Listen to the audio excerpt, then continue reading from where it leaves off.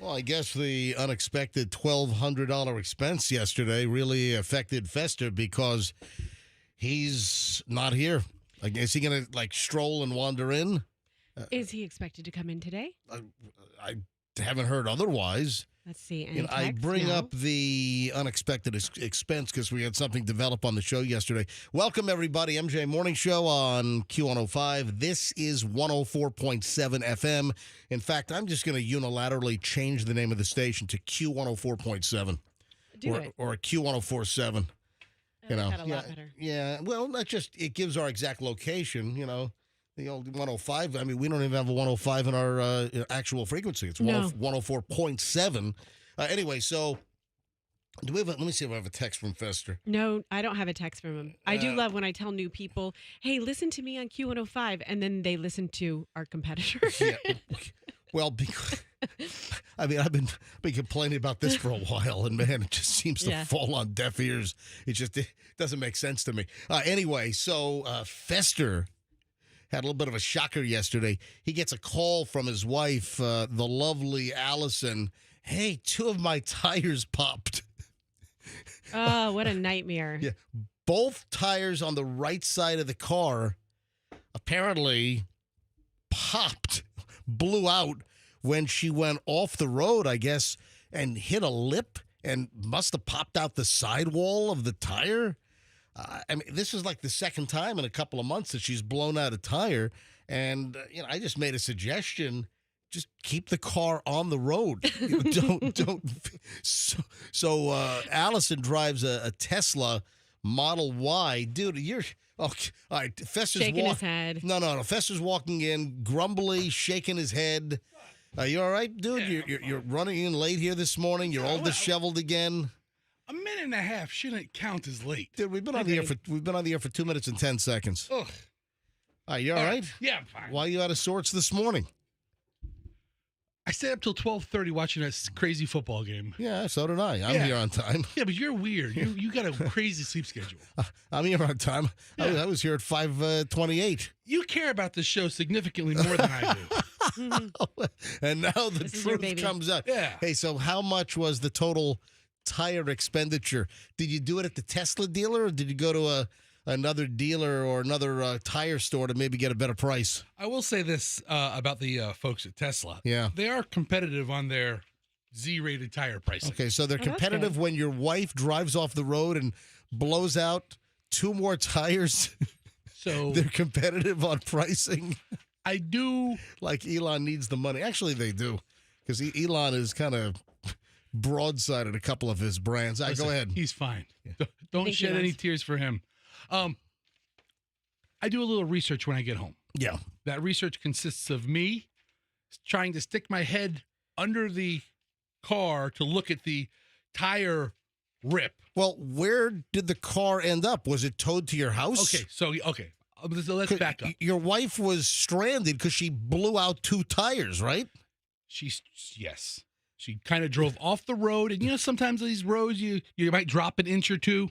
Well, with these low profile tires, you drop an inch or two and you scrape the side of the tire and you scrape the side of the rim. What brand were these? Michelins? Yeah, these are Michelins. I have Michelins on my BMW X5, and I have not been happy with these Michelins. In fact, I'm probably going to change tires out. I'm going to be due probably within 4 or 5 months. I think I'm going to the Pirellis because, I've had the Pirellis on my particular car from the factory either comes with Michelin Pilot Sports or Pirelli P0s or whatever. And I've had some Pirellis. I think I'm going to walk away from the Michelins and go to the Pirellis again when I change out. Anyway, go ahead. So we have AAA service. Yep. Tesla has a road hazard service. Right. We get her back to the house. Right. I said, don't go to Tesla just yet. Let's look at the tire first. Let's see what is she doing that she's veering off the road? It's not that she's veering off the road and ending up in a ditch. I realize that, but she's drifting off the road. You're saying where the pavement has kind of that rough, crumply edge, and then like the shoulder or the grass, it's not a smooth transition. She's running over, and there might be like an edge.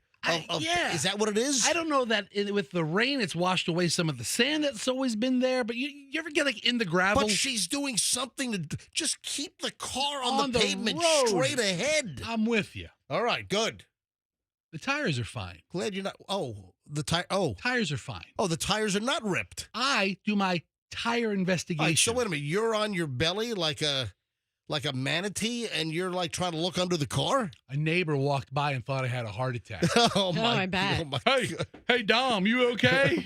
you all right? I was like, and my head's under the car. I'm like, yeah, I'm okay. See a 355-pound guy on the ground. I thought you had a heart attack or something. You jump to the worst. All right, so go ahead. Go back inside your house, Jerry. Go ahead. All right. Tires are fine. It's the rims.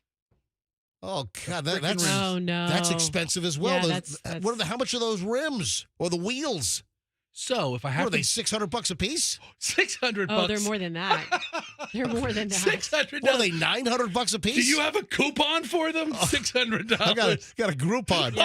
Yeah. Hey, when your wife runs off the road and wrecks the wheels, Listen, the rims on your car are probably $1,000. Yeah, they really are. They so, are. Yeah. All right. So I mean, I don't know if they're expensive though. I know that. Listen, most nicer cars that have nicer rims, right? They're $1,000, $800, $600, $700. So how much are these particular wheels? If I bought them new, yes, they're like $1,100. $1,100 each. Yep. So $2,200.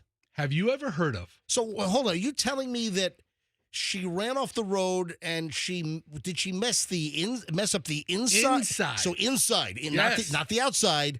The inside, and that's it's screwed with the beading, so the tire's not sealing. The seal instantly.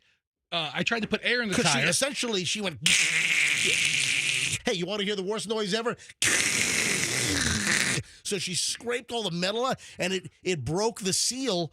So the tire's fine? It doesn't rip the whole side of the interior of the rim. Wow. It just puts a dimple in it. Yeah. Like it's a perfectly smooth rim. You lose the airtight beading. Instantly. Yes. Wow, okay. So I realize all this. You can't just put some glue on there? No, you can't put a little glue. I'm kidding. But have you ever heard of a place called Glenn's Wheel Polishing? Oh, yeah, Glenn's. They'll fix anything. Have you ever? I've not heard of Glenn's.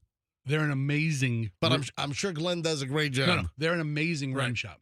I had to last time my wife had the tire issue when she did the same thing. So the rim again last time? Yeah. Andrew says that Glenn's has called us in the past. I believe when you were looking for someone to polish your rims, they were one of the ones that called. Oh, or they were so maybe they knew that you're part of the show. No. It wasn't a rim polish. It's like my wife hitting curbs and parking lots and putting that rash along the side of the wheel, which, God, I hate that. Glenn's Wheel Polishing in Tampa does all the high-end work for all the big high-end dealers. Gotcha. They do the rim work. Hold on. Are they able to fix your wheels and get the seal back so you don't have to spend $1,100 per wheel at the Tesla dealership? I call Glenn's. Right. And Hey, this is Glenn. yeah, I call Glenn's, explain the situation. Right. Yeah, bring it down here. We'll take a look at it. Yeah, but you had to have it towed back. What'd you do? We have roadside assistance for a reason. All right. And yesterday was the worst day to get a tow truck. Oh, because of all the flooding. The day before, all the cars that are stuck from Wednesday's rain. The tow trucks are trying to dig all these cars out of all the flooding that what people tried to drive through 3 feet of water. And all right, so the car, we're running late here, but it's at the rim shop right now. It might be $600 total if they can save the rim. You have to look at it before to find out if they can save it. So we need to find out if the rim can be saved. Right. So it could be $600 to fix or $2,200 to put new ones on. Quite the gamble. Yeah, wow. So what is your wife driving? Because she's got to take the kids to school this morning. Kids can skip school today. No, really? Really? I don't care. Hold on. $2,200. If I'm going to save $1,500 between the rims getting done or not getting done, kids can miss half a day of school. Does your wife have a car right now? No, I don't want the kids to go to school. So the kids have school today. Who cares? Like if it would cost me $1,500 on these tires, listen, So little economics. it's a 3-day weekend for the kids? I make $1,500 a day. My kids don't need to go to school. Okay, Hold on, seriously. Your kids are not getting dropped off at school today? I'll drop them. I'll get home about 11 o'clock. They'll make it after lunch. I'll catch the second half, maybe. Oh my God! Yeah, long weekend for the kids because the mom drives like crap. All right, 6:10 at the MJ Morning Show. Just getting rolling on a Friday. It's a busy show today. Don't miss it. Back in minutes. Traffic around Tampa Bay looking pretty.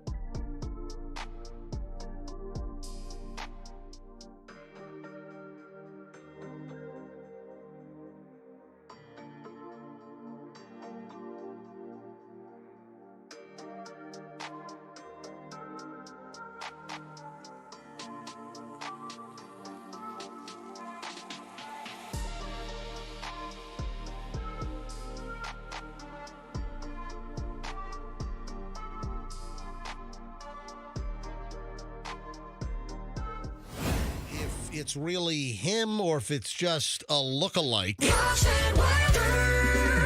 Another episode of Roxanne and Dig Dug. Hey, it's the MJ Morning Show here on Q105. And Roxanne just blurts out in the commercial break, just before we're coming out of the last break into the George Michael song there, Roxanne's like, hey, Doug is next to Dog the Bounty Hunter in line at security at Tampa International Airport. Yeah. All right, so what's the status here? He said it's really him. I was like, because, sometimes we mess with each other and it'll just be a lookalike and we'll be trying to, play a joke. But he said he looks great. I mean, he's 71 years old. He's like, he looks great. He goes, it's him. It's that big blonde hair. And he could be more subtle about it and put it up and kind of slink through. But he probably is okay with people recognizing him. And he said, I was like, is there a buzz? Are people recognizing him? And he said, yeah, there's a little bit of a dog buzz in the airport. Like people are like, there he is. A little bit of a dog buzz going on. Yeah, I said, what the heck is he doing here in Tampa? And he goes, probably after some bad guy. Is Doug through security yet? Is he on the other side? He's already on the plane. Oh, he's on the plane? Yeah. Yeah. He told me after he got through security. Oh, geez. Come on. I would want him to, go up to Dog, hand him the cell phone and say, hey, talk to the MJ Morning Show. We had him on the show years. Remember, he was in the studio with us. He came to the studio. He was a super nice guy when we met him. He's had his problems since we've met him. Didn't he have some N-word controversy where he left some voicemail? Yeah, Wasn't there something that happened? Yeah. He got a little lippy on voicemail. Yep. But last time I remember Dog being in town. Doug's in town all the time. No, he's not. Well, Doug, he's on a plane to get out of Dodge right now. Doug's getting out of here as we speak. What do you mean? He's out of town more than he is in town. I didn't say he stays. He just travels here often. Yeah. Last time I remember Dog being in the Bay Area, and correct me if I'm wrong, is when he was at Fort DeSoto looking for Brian Laundrie. Oh, that's right. Good memory. Wow, good. Right, Dog the Bounty Hunter was in on that whole Brian Laundrie situation. That's correct. And he was like picking up bags of Capri Sun at the beach saying like, I think you guys like juice in a bag. Or he picked up like a Pepsi can or something. He was going through like the brush and like an Indian trail hunter. And looking for a little here's a broken twig. That's Brian Laundrie. Brian Laundrie snapped that twig right there. That's right. He has 13 children. I knew he had a lot. I didn't know that it was over a dozen. Yeah, so he has, a child might live here. One of his kids might live here. All right, so hang on a minute. Is Doug on the plane with the door closed or the door open? Well, let's put it this way. There was some confusion as to what time his flight was this morning. God. What do you mean there's confusion? You look at your freaking app. It tells you. Look at your email from the airline. Look at your boarding pass. How's there confusion as to what time? I don't know. My flight's either 6:42 or it could be 2:46 in the afternoon. What kind of confusion? Well, let's put it this way. Yeah. I get out of the shower. The kids are up. He's got them about to take them to their aunt's house. And I'm like, what's going on? I thought your flight didn't leave until 9 o'clock. And he's like, nope, I'm confused. It leaves at 6:30 or whatever. What? So, yeah. So if I call him now, will he pick up? He might. And hang on a minute. Let me try him real quick. Where the hell's his number here? Doug, I got it. All right, Doug. Is it still 787? Yes. All right, hang on a minute.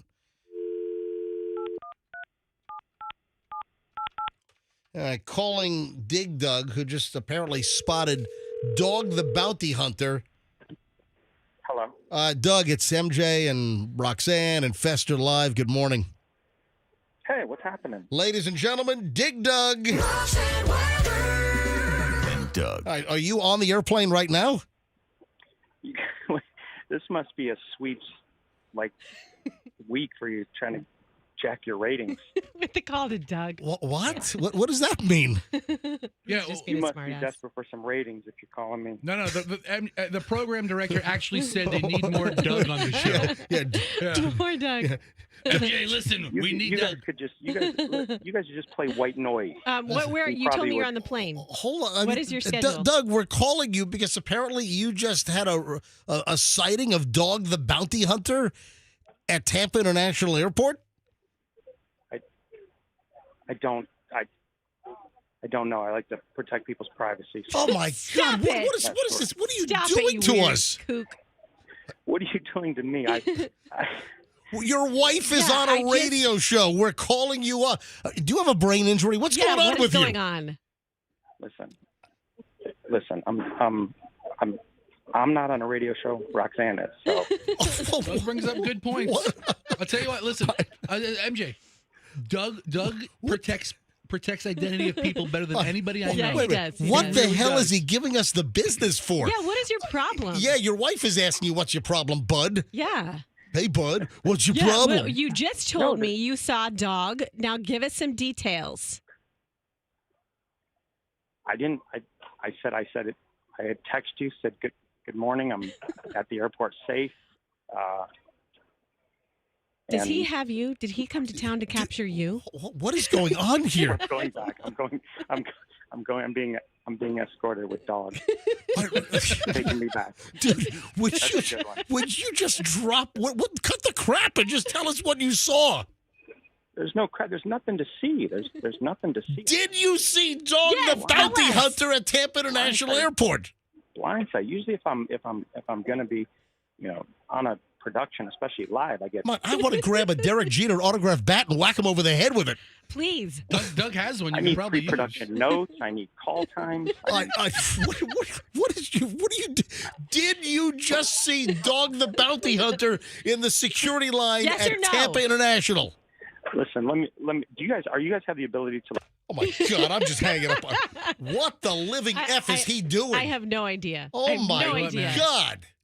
I want to leave the show. I want to jump over the security line, board the plane, and beat the crap out of him right now. Well, You know what that's called? That's called the good friend who keeps a secret right there. Yeah. What the hell? I feel comfortable telling Doug anything because I know he'll never tell a soul.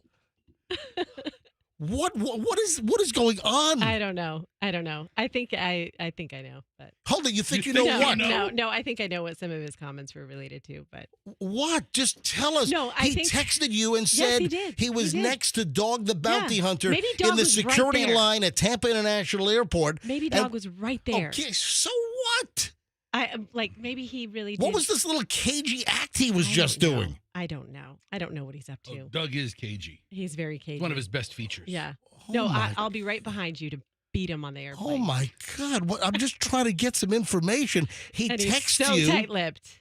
Why was Dog the Bounty Hunter in town? Was he hunting somebody? Yeah. Good question. All right, so what do you think Doug was all about right there? I think he's got something up his sleeve. That's all. What? Yeah. You know what it Trust sounds? me. It sounds like he's pissed at us, and he's just not. He doesn't want to participate in our show. No, I That's think what he it has sounds something up like. his sleeve. What? We'll So now, see. now you're going to No. be as cagey as him. We'll find out on Monday. Nothing to do with us, but yeah, I think he has something up his Well, sleeve. so why can't he tell us that he saw he- Dog the Bounty Hunter just don't know. minutes ago at Tampa International? My guess is he's on the plane and he's got people next to him, and Who he's like, cares? I don't know. All right, 6:20. That was just bizarre. Yeah, it was bizarre.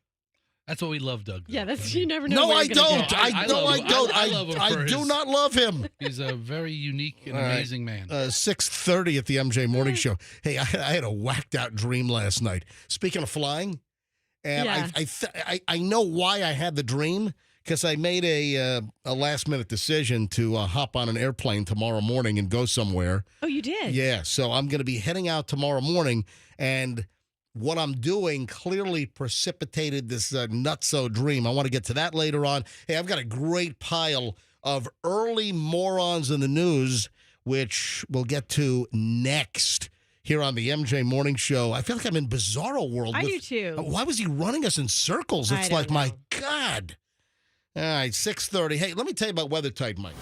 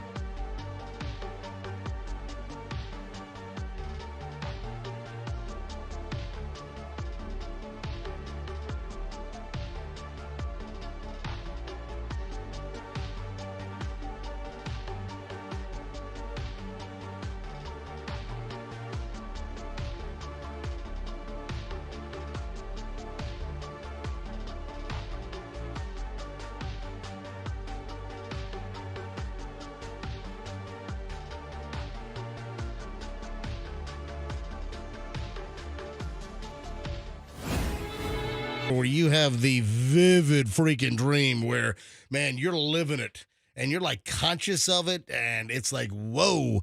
And then you wake up and you remember like the whole damn dream and all of the crazy little nuances and elements. Yeah, I had one of those last night. Get to that in a bit. All right, let's do some early morons in the news. I had this earlier in the week. I just didn't get around to it. And probably a dozen people sent me this link, either direct message on my Instagram at Certified MJ Radio or emailing me at mj@mjmorningshow.com. So thanks to everyone that sent me the story. I'm fully aware of it. I just didn't get to it. The doctor up in the Panhandle that took out a patient's kidney instead of a different organ. Yeah. It's like, what? I saw this. I mean, you know when you go into surgery and you have like your left leg or your right leg that needs amputated and they mark it very clearly? Needs to be amputated. What did I say? Needs amputated. It's like my house needs painted. You know that drives me nuts. Oh, well. Yeah, all right, go ahead. When you need it amputated, it's got to go. Yeah, It's usually an emergency, so you don't even have time to say the to be. I drove by your place last week, MJ. It does needs painted.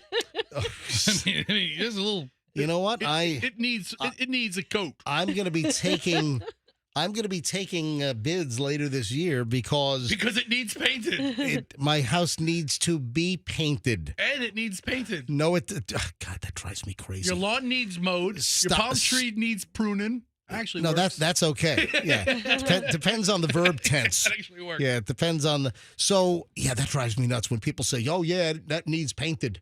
Don't. It's wrong. Don't say that. Listen, It sounds like your IQ is like 80 or 85 if you say that. Anyway, but it's funny you bring that up because later this year I'm gonna start interviewing paint. Yeah. Can I finish my sentence? Later this year I'm gonna actually try to find a painting contractor because my house does need to be painted. It's getting really close.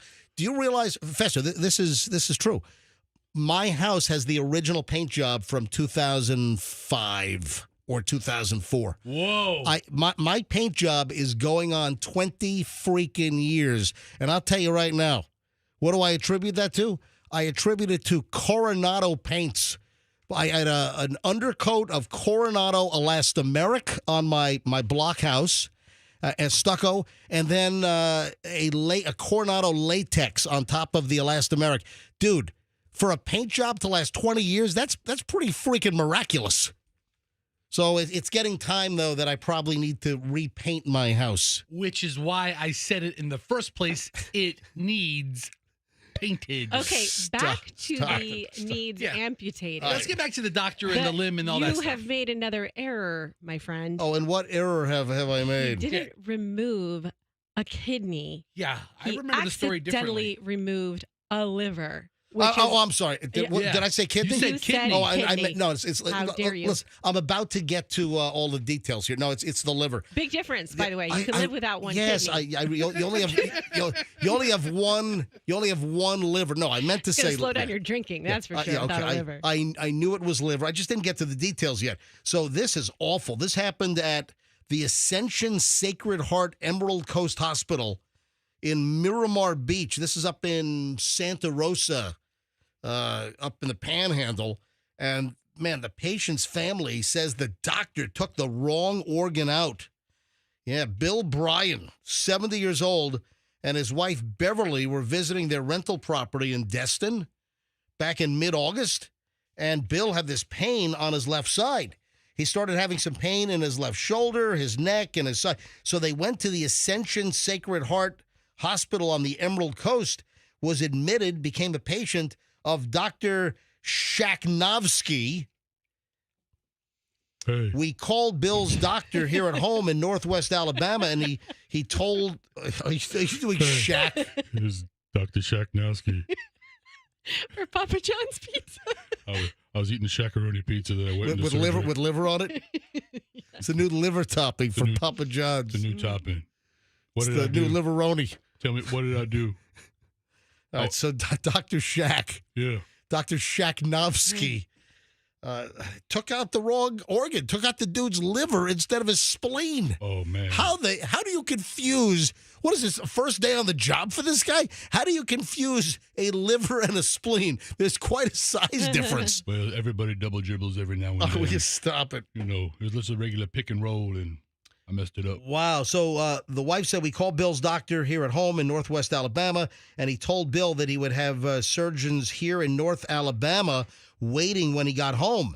I tried to convince Dr. Shaknovsky to let me take him home or arrange for him to be transported, but Dr. Shaknovsky, Dr. Shaq, said that Bill would bleed to death if he were moved. Bill would bleed to death if he was moved. Faster, stop with the Shaq. You don't want to move Bill now. Stop with the According to the Zarzauer Law Office, man, they already got a lawyer on the case, which they should. Instead of the spleen that Dr. Shaknovsky was supposed to remove, he removed the patient's liver, and he died on the operating table. What? I mean, what's going on here? What kind of doctor is this? You take out a... Hello? Wow. Yeah. Wow. A pathologist told Beverly a bag labeled spleen contained Bill's liver. This is nuts. Wow, that's amazing. And then during the autopsy, it was confirmed that Bill still had his spleen, but was missing his liver. What was the lawyer's name? What was the law firm's name? Zarzauer. Zarzauer. You know, I played Shazam. Zarzauer and Shazam sounds like a new movie. You can't live without a liver. That's why it's called liver. I don't know. Is it really? No. No. That makes sense. No, I just Did you made. learn that in medical school? I just- Pretend medical school? I just made that up. I mean, what is going on here? This doctor shouldn't have a medical license. No. I mean, just imagine, don't you figure out what that tissue looks like when you're in medical school? Like Yeah. the differences in the location. Hey, Fester. And the size. Exactly. Hey, Fester, bring up a picture of a spleen and bring up a picture of a liver. All right. Yeah, I believe the spleen is considerably. Smaller? I think it's small. Yeah, smaller than the liver. Spleen is in the rib cage? Yeah, well, Kind of like toward the bottom of the rib cage? it looks like it's next to the stomach. And Okay. Yeah, like midway, in the abdomen.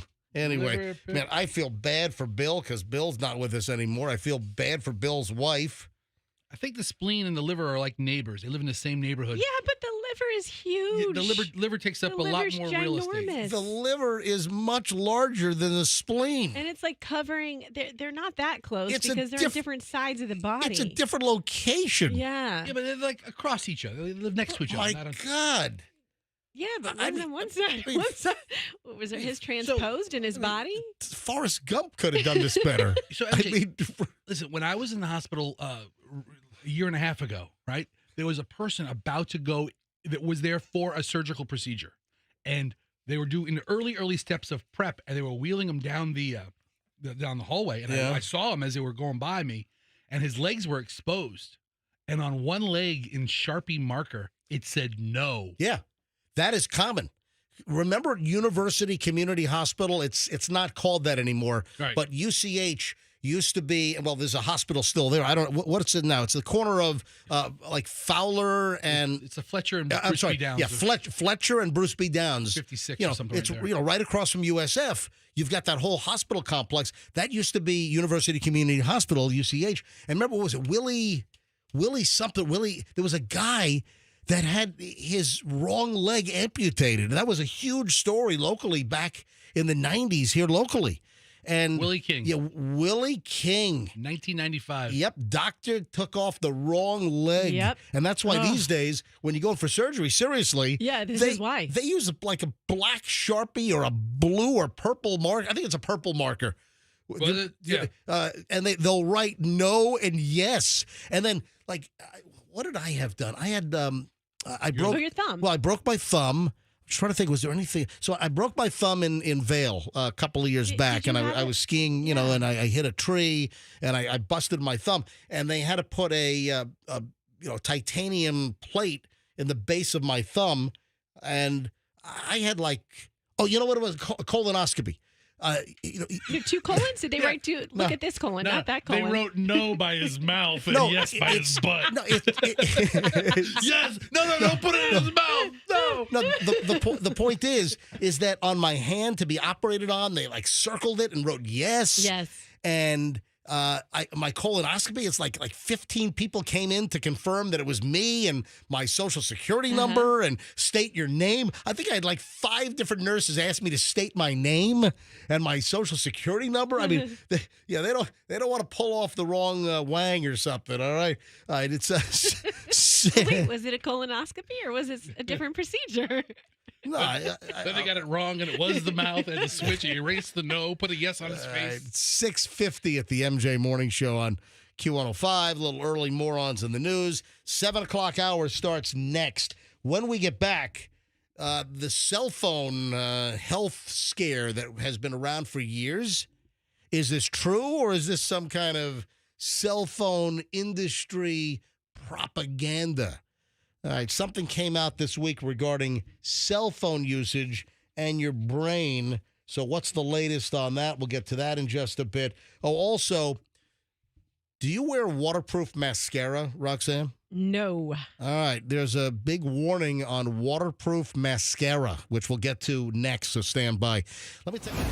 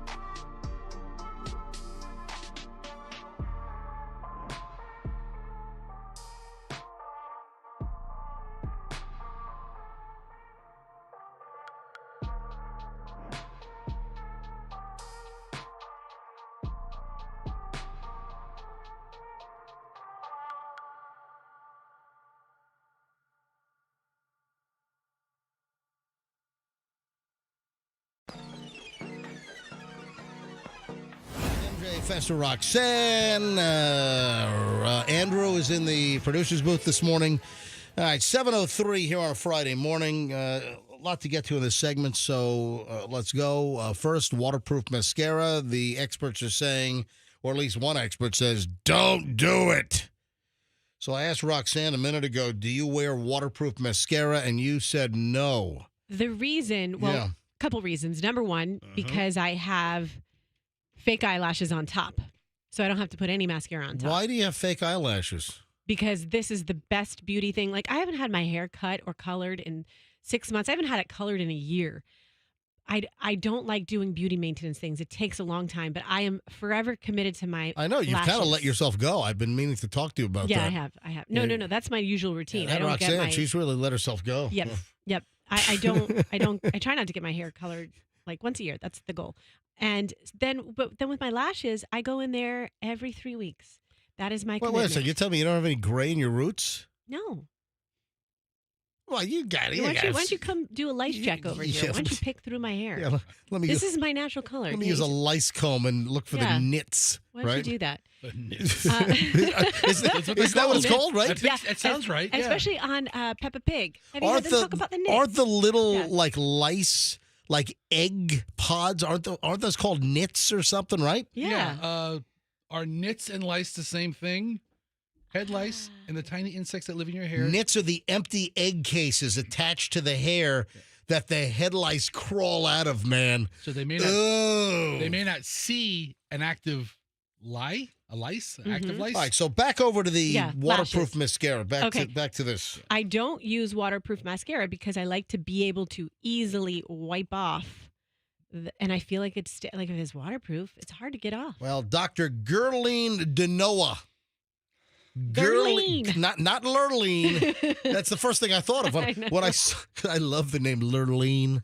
If we had another girl, it would be named Lurleen. And Dunice. Yes. Lurleen Dunice. And we would move to coal mining country up in West Virginia, and with a daughter named Lurleen. Yeah. So Dr. Gerline Denoa is telling people do not wear waterproof mascara.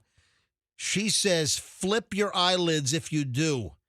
Check under your eyelids, and she says that you'll see mold. Ew. Ew. Well, like a moldy loaf of Wonder Bread that's been in the bread drawer for like 3.5 weeks. So basically, your eye is a juicy membrane under there, right? It's Well, it is. moisture. Well, it's a mucus it's a membrane, mucus absolutely. membrane, right? Yeah. So then I guess she's saying that the chemicals in the waterproof grow mold. She says do not use waterproof mascara. You should use water-resistant mascara, but not waterproof. And she doesn't really give any further details on what's causing this. It's just a warning. And listen, she could be totally full of crap.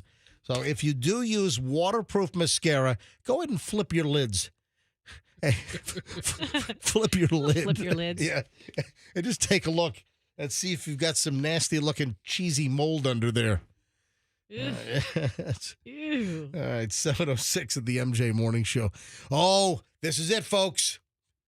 It has been determined cell phones will not give you brain cancer. Thank God. Okay, Oh, well, that's yeah. good news. We can all rest easy now. Yeah, brought to you by the cell phone manufacturers of the world. No kidding. I Yeah. mean, if AT&T and T-Mobile, Verizon. if T-Mobile's paying for the research, I don't know if I believe it. You know, you've seen the T-Mobile commercial with the two guys from Scrubs. Yeah. There's a whole series of those. And the latest is they're doing a spoof to Holiday Road. You know, we got to do like use T-Mobile, you won't get cancer. Whoa! You won't get tumors in your head. Whoa! What do you think? You know what? I got to admit, I was really skeptical when you said we needed a song, but once you started building out the lyrics, it works. Oh, it's perfect. It works. Yeah. That was on the fly, man. Talking on your phone. Yeah. Ah. All right, so a Right? new major study, concludes that mobile phones will not give you brain cancer. Well, that's good. Mobile phones do not cause brain cancer. A new 5-year study commissioned by the World Health Organization. Who? Who? What? Who? Where? Who? Who? So that's an official organization. The Who. Oh, it is. Yeah, Yeah. It is.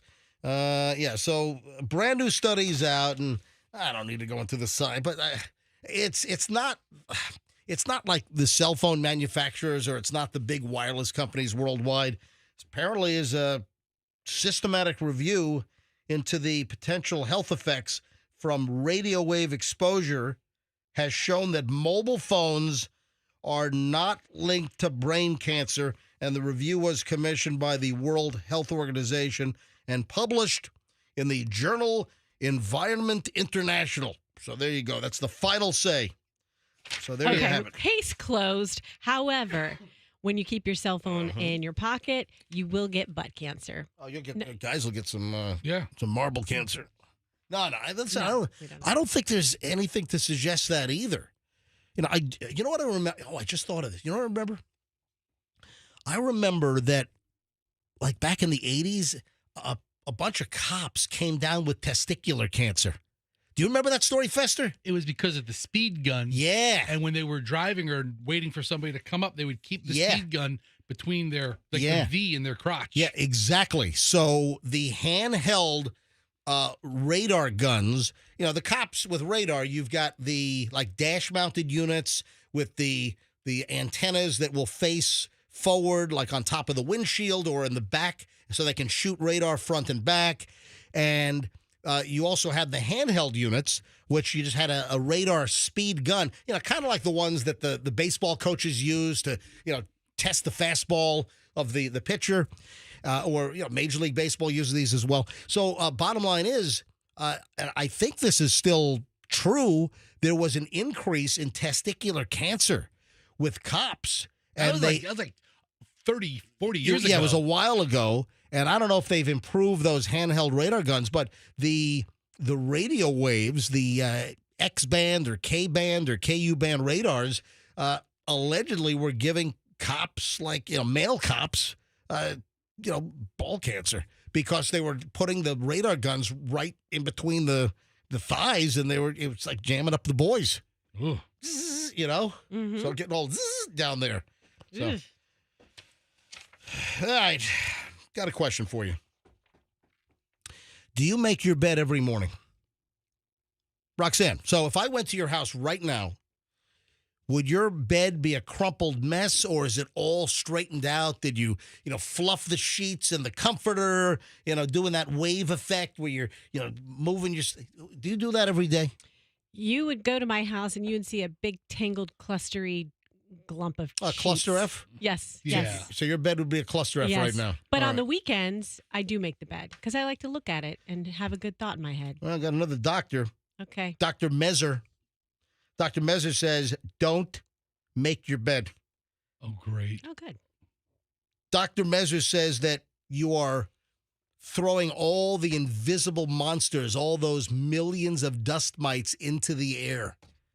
As opposed to just leaving them on your bed when you jump on it at night. And just sleeping amid them or amongst them all night long. Now, seriously, Dr. Mezzer has some kind of video on social media, millions of views at this point, and he says that these allergens, these dust mites, that when you go ahead and take your sheets and you ruffle them all up in the air and make your bed, that you're breathing all this stuff in.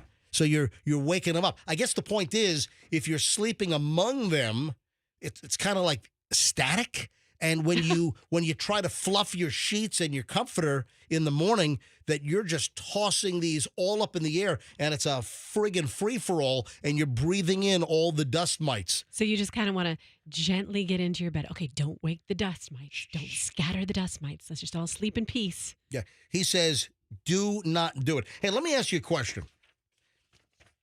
Do you think that this Navy warship commander should have been relieved of duty? The photo, I want to say I saw this some time ago, and I believe this has been circulating for maybe a year, but news just came down this week.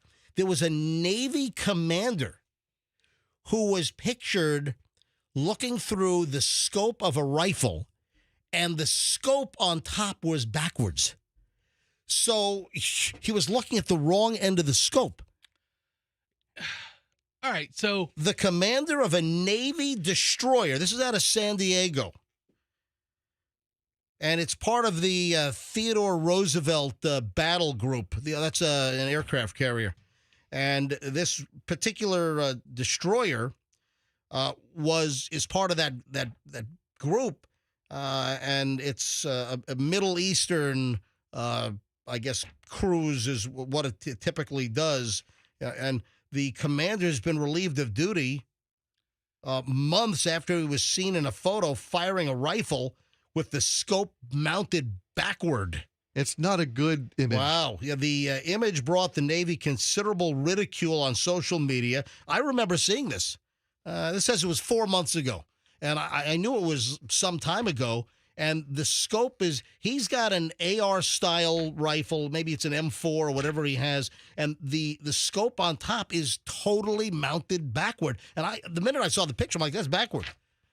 But they're relieving the commander of the ship because of ridicule and embarrassment, and I guess there's a confidence level that's been damaged. But, you know, the sad thing here is, I'm sure he didn't mount that scope. The commander's not mounting and sighting in the scope himself. I'm sure this was a rifle that's part of the small arms that's on the ship, and somebody handed this guy the right, and now he's out of a gig. question. He's been relieved of his duty commanding this destroyer. Who is he shooting at? He was the commanding officer of the John McCain, which, interestingly, I saw the John McCain getting repairs in Yokosuka, Japan about 5-6 years ago. Wow, that is interesting. Yeah, I took some pictures of it, too. I still have them on my phone. Did you have your camera pointed the right direction? Yeah. Or did you take it backwards? So, MJ, who is I got a picture of my butt. Who is he shooting at? He was just firing out into like open ocean. They were out in the ocean, out in the Pacific somewhere, and he was just pictured holding the rifle, looking through the scope, and the scope's mounted backward. He was handed the gun. Somebody took a picture, probably not aiming at anything. Listen, somebody handed him the gun, and they took a picture. Then the picture goes viral because the scope is on backward. You know, the sad thing is that I'm sure he didn't mount the scope. However, should he have said, up, this scope is backward and put the gun down? I mean, did he? Hopefully he knew that. But the Navy said that the commander, Cameron Yast, was relieved of duty due to a loss of confidence in his ability to command the guided missile destroyer that's currently deployed in the Gulf of Oman. I mean, you think the guy should have been relieved of his command for that? I don't know. He wasn't even using the scope. He's holding the gun up and just pulling the trigger. He doesn't have his head cocked into the scope line. But also, the photo was put on the Navy's social media sites. So the Navy even posted the photo. I mean, maybe this is rough. Maybe your social media department gets a stern talking. The military news outlet Stars and Stripes reported that the Marine Corps took a dig at the Navy, sharing a photo on its social media of a Marine firing a weapon aboard the amphibious assault ship, the USS Boxer. The caption read, "Clear sight picture." So the Marines were digging at the Navy. My God. You know, think about it. Should he have been relieved of his command? I mean, someone hands him a rifle. They're taking a publicity shot. He's got... So what does that mean, relieved of command? He's not the commander of the USS John McCain, a destroyer, part of the Theodore Roosevelt battle group. Was he fired? Is he looking for a job at he was moved to like some kind of paper pushing desk job right now. So he's not sitting on the bridge of the destroyer commanding things anymore. He's sitting behind a desk with a Scotch tape dispenser. Now, all right, 7-7. Just that's sad. That sucks. It is. All right, 7. But, you know, and again, even if he would have recognized that, hey, this scope's on backward, somebody might have snapped the photo and boom, it's out there. Yeah. Even though he might have recognized 5 seconds later, hey, these optics are on backward on this gun. All right, 7:17 at the MJ Morning Show. Just goes to show, like, the simplest thing can totally F you up and totally derail you. All right, 7:17. We start an hour and 20 minutes of nonstop MJ next. I've got this bizarre dream. I mean, vivid as all hell. I'm flying out tomorrow morning. I just instantly decided to go fly somewhere, and I'll explain coming up in just a bit. Hey, Jason Momoa is going to be here next week. I got something special I want to talk about coming up in just a bit. All right, hang on. Back in minutes, hour and 20 minutes, nonstop MJ is next here on 104.7 FM Q105. Hey, my good friends.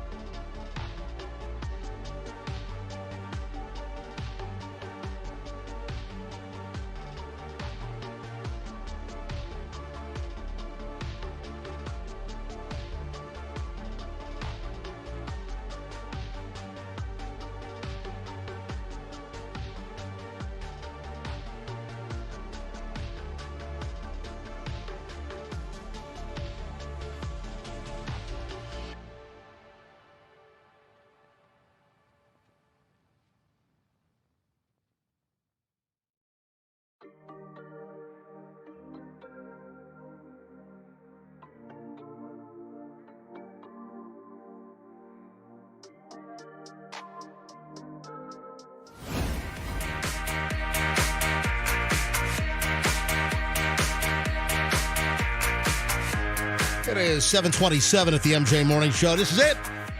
Starting an hour and 20 minutes of non-stop MJ right now. Oh, my God. Did you see the story on that the degenerate gambler lawyer out in Polk County? Yes, I did. Holy crap. I sent a text to Sheriff Grady Judd to see if he was available to maybe grab a call with us later on. Yeah, we got to talk about that. Yeah, I think I sent you the article, and I was like, someone really likes to gamble. Oh, my God. Yikes.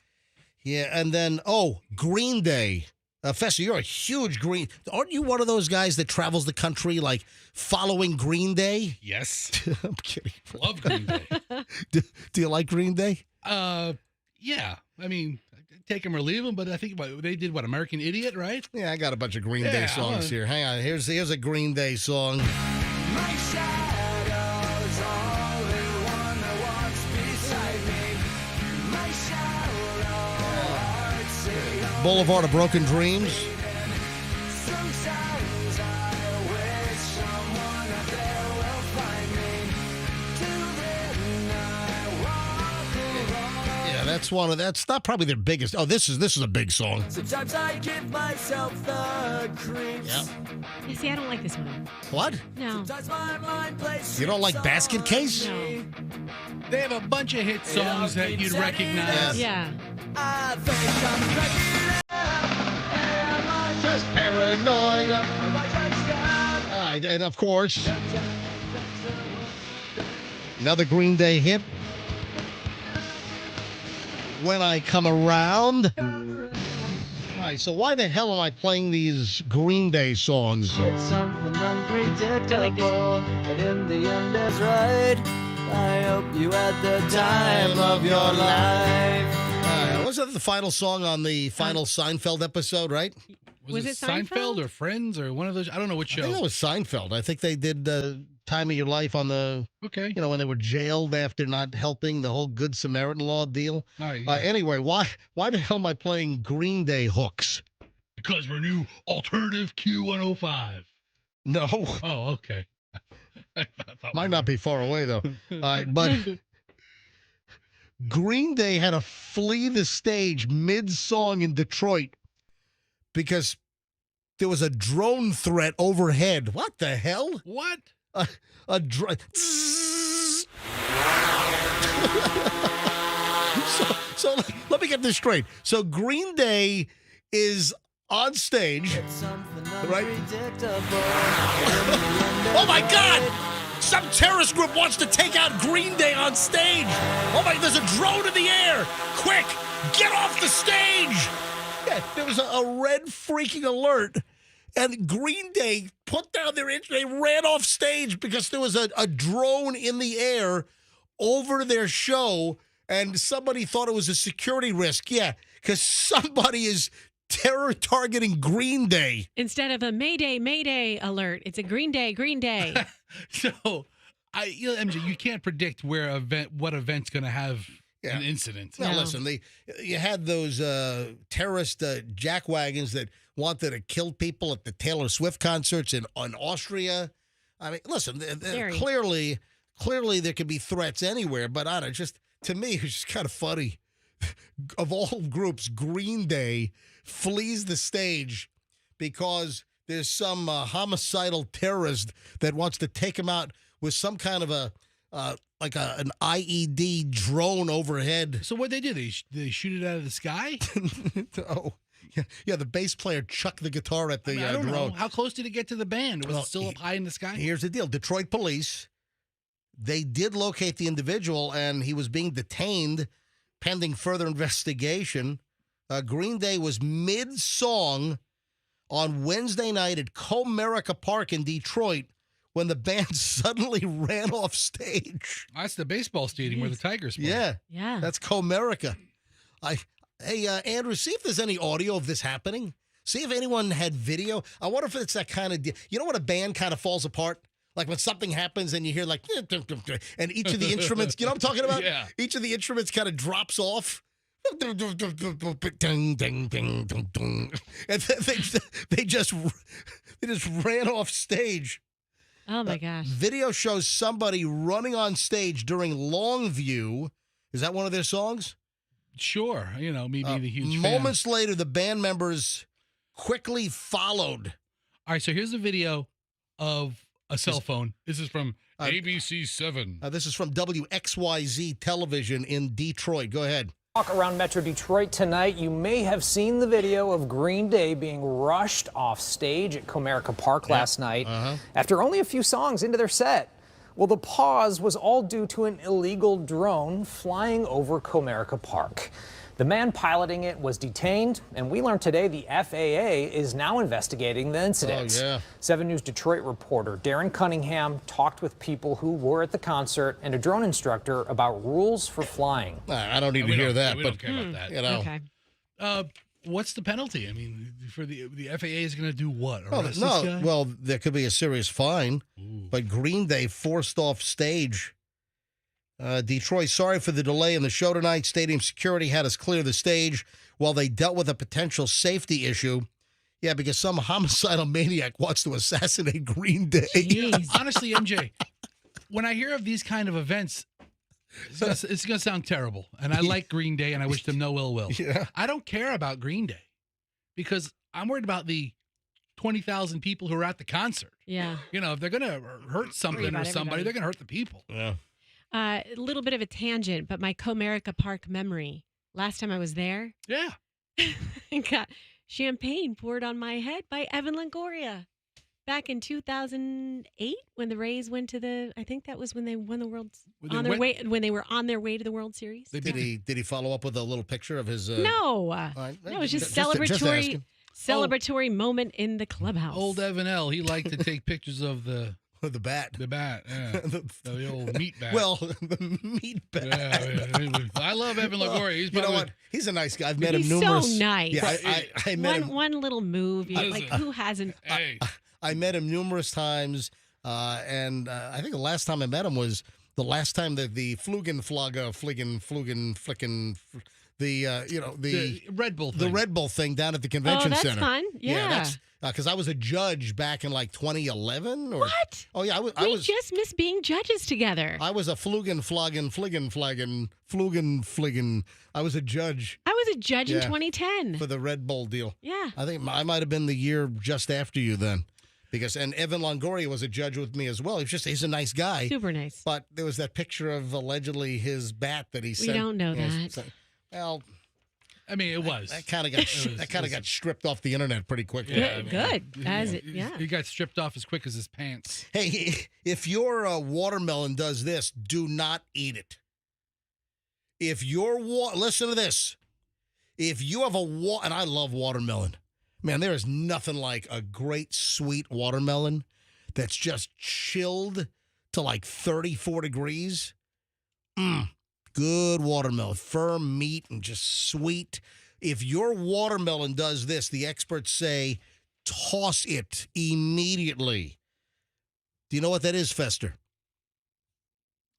If you cut into let's say you take the first knife slice Right. and you put it into the watermelon and it does this, what are you supposed to do? If it leaks too much fluid.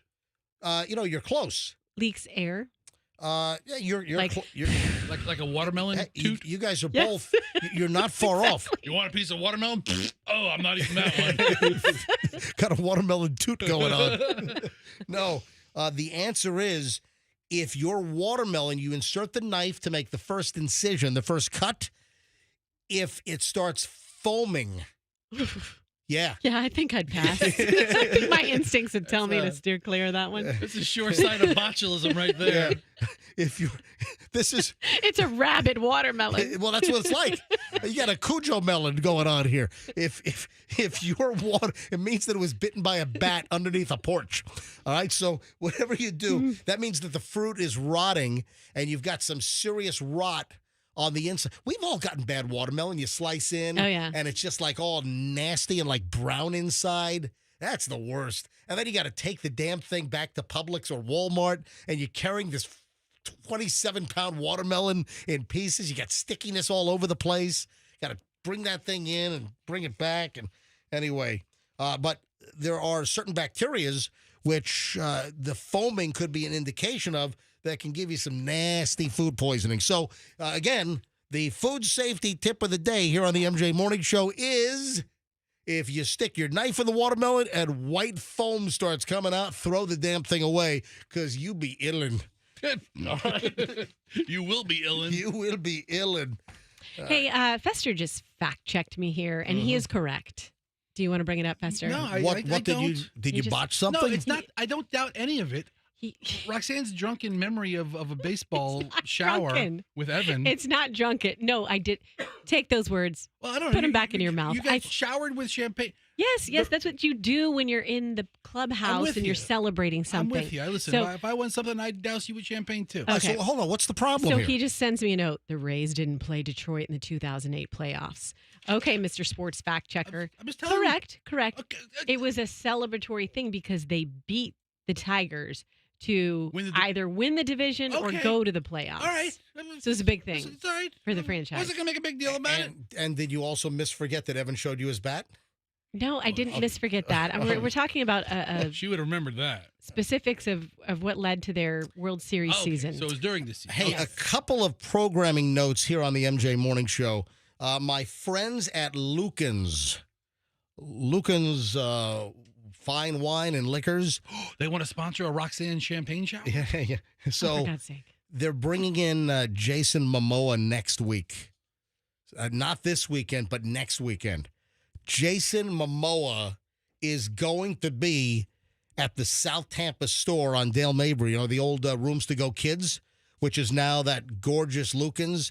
It's they call it Midtown, so it's it's north of Kennedy, south of 275, and Jason Momoa is going to be there on Saturday the 14th. That's awesome. Yeah, and we're going to give away some VIP packages next week. So heads up, would you like to have a VIP little meet and greet and get a photo with Jason Momoa?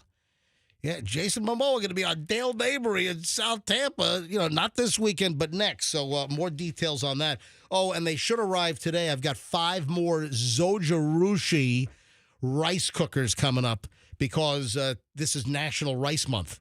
And folks, when you listen to the show, you know that I talk about things that I love.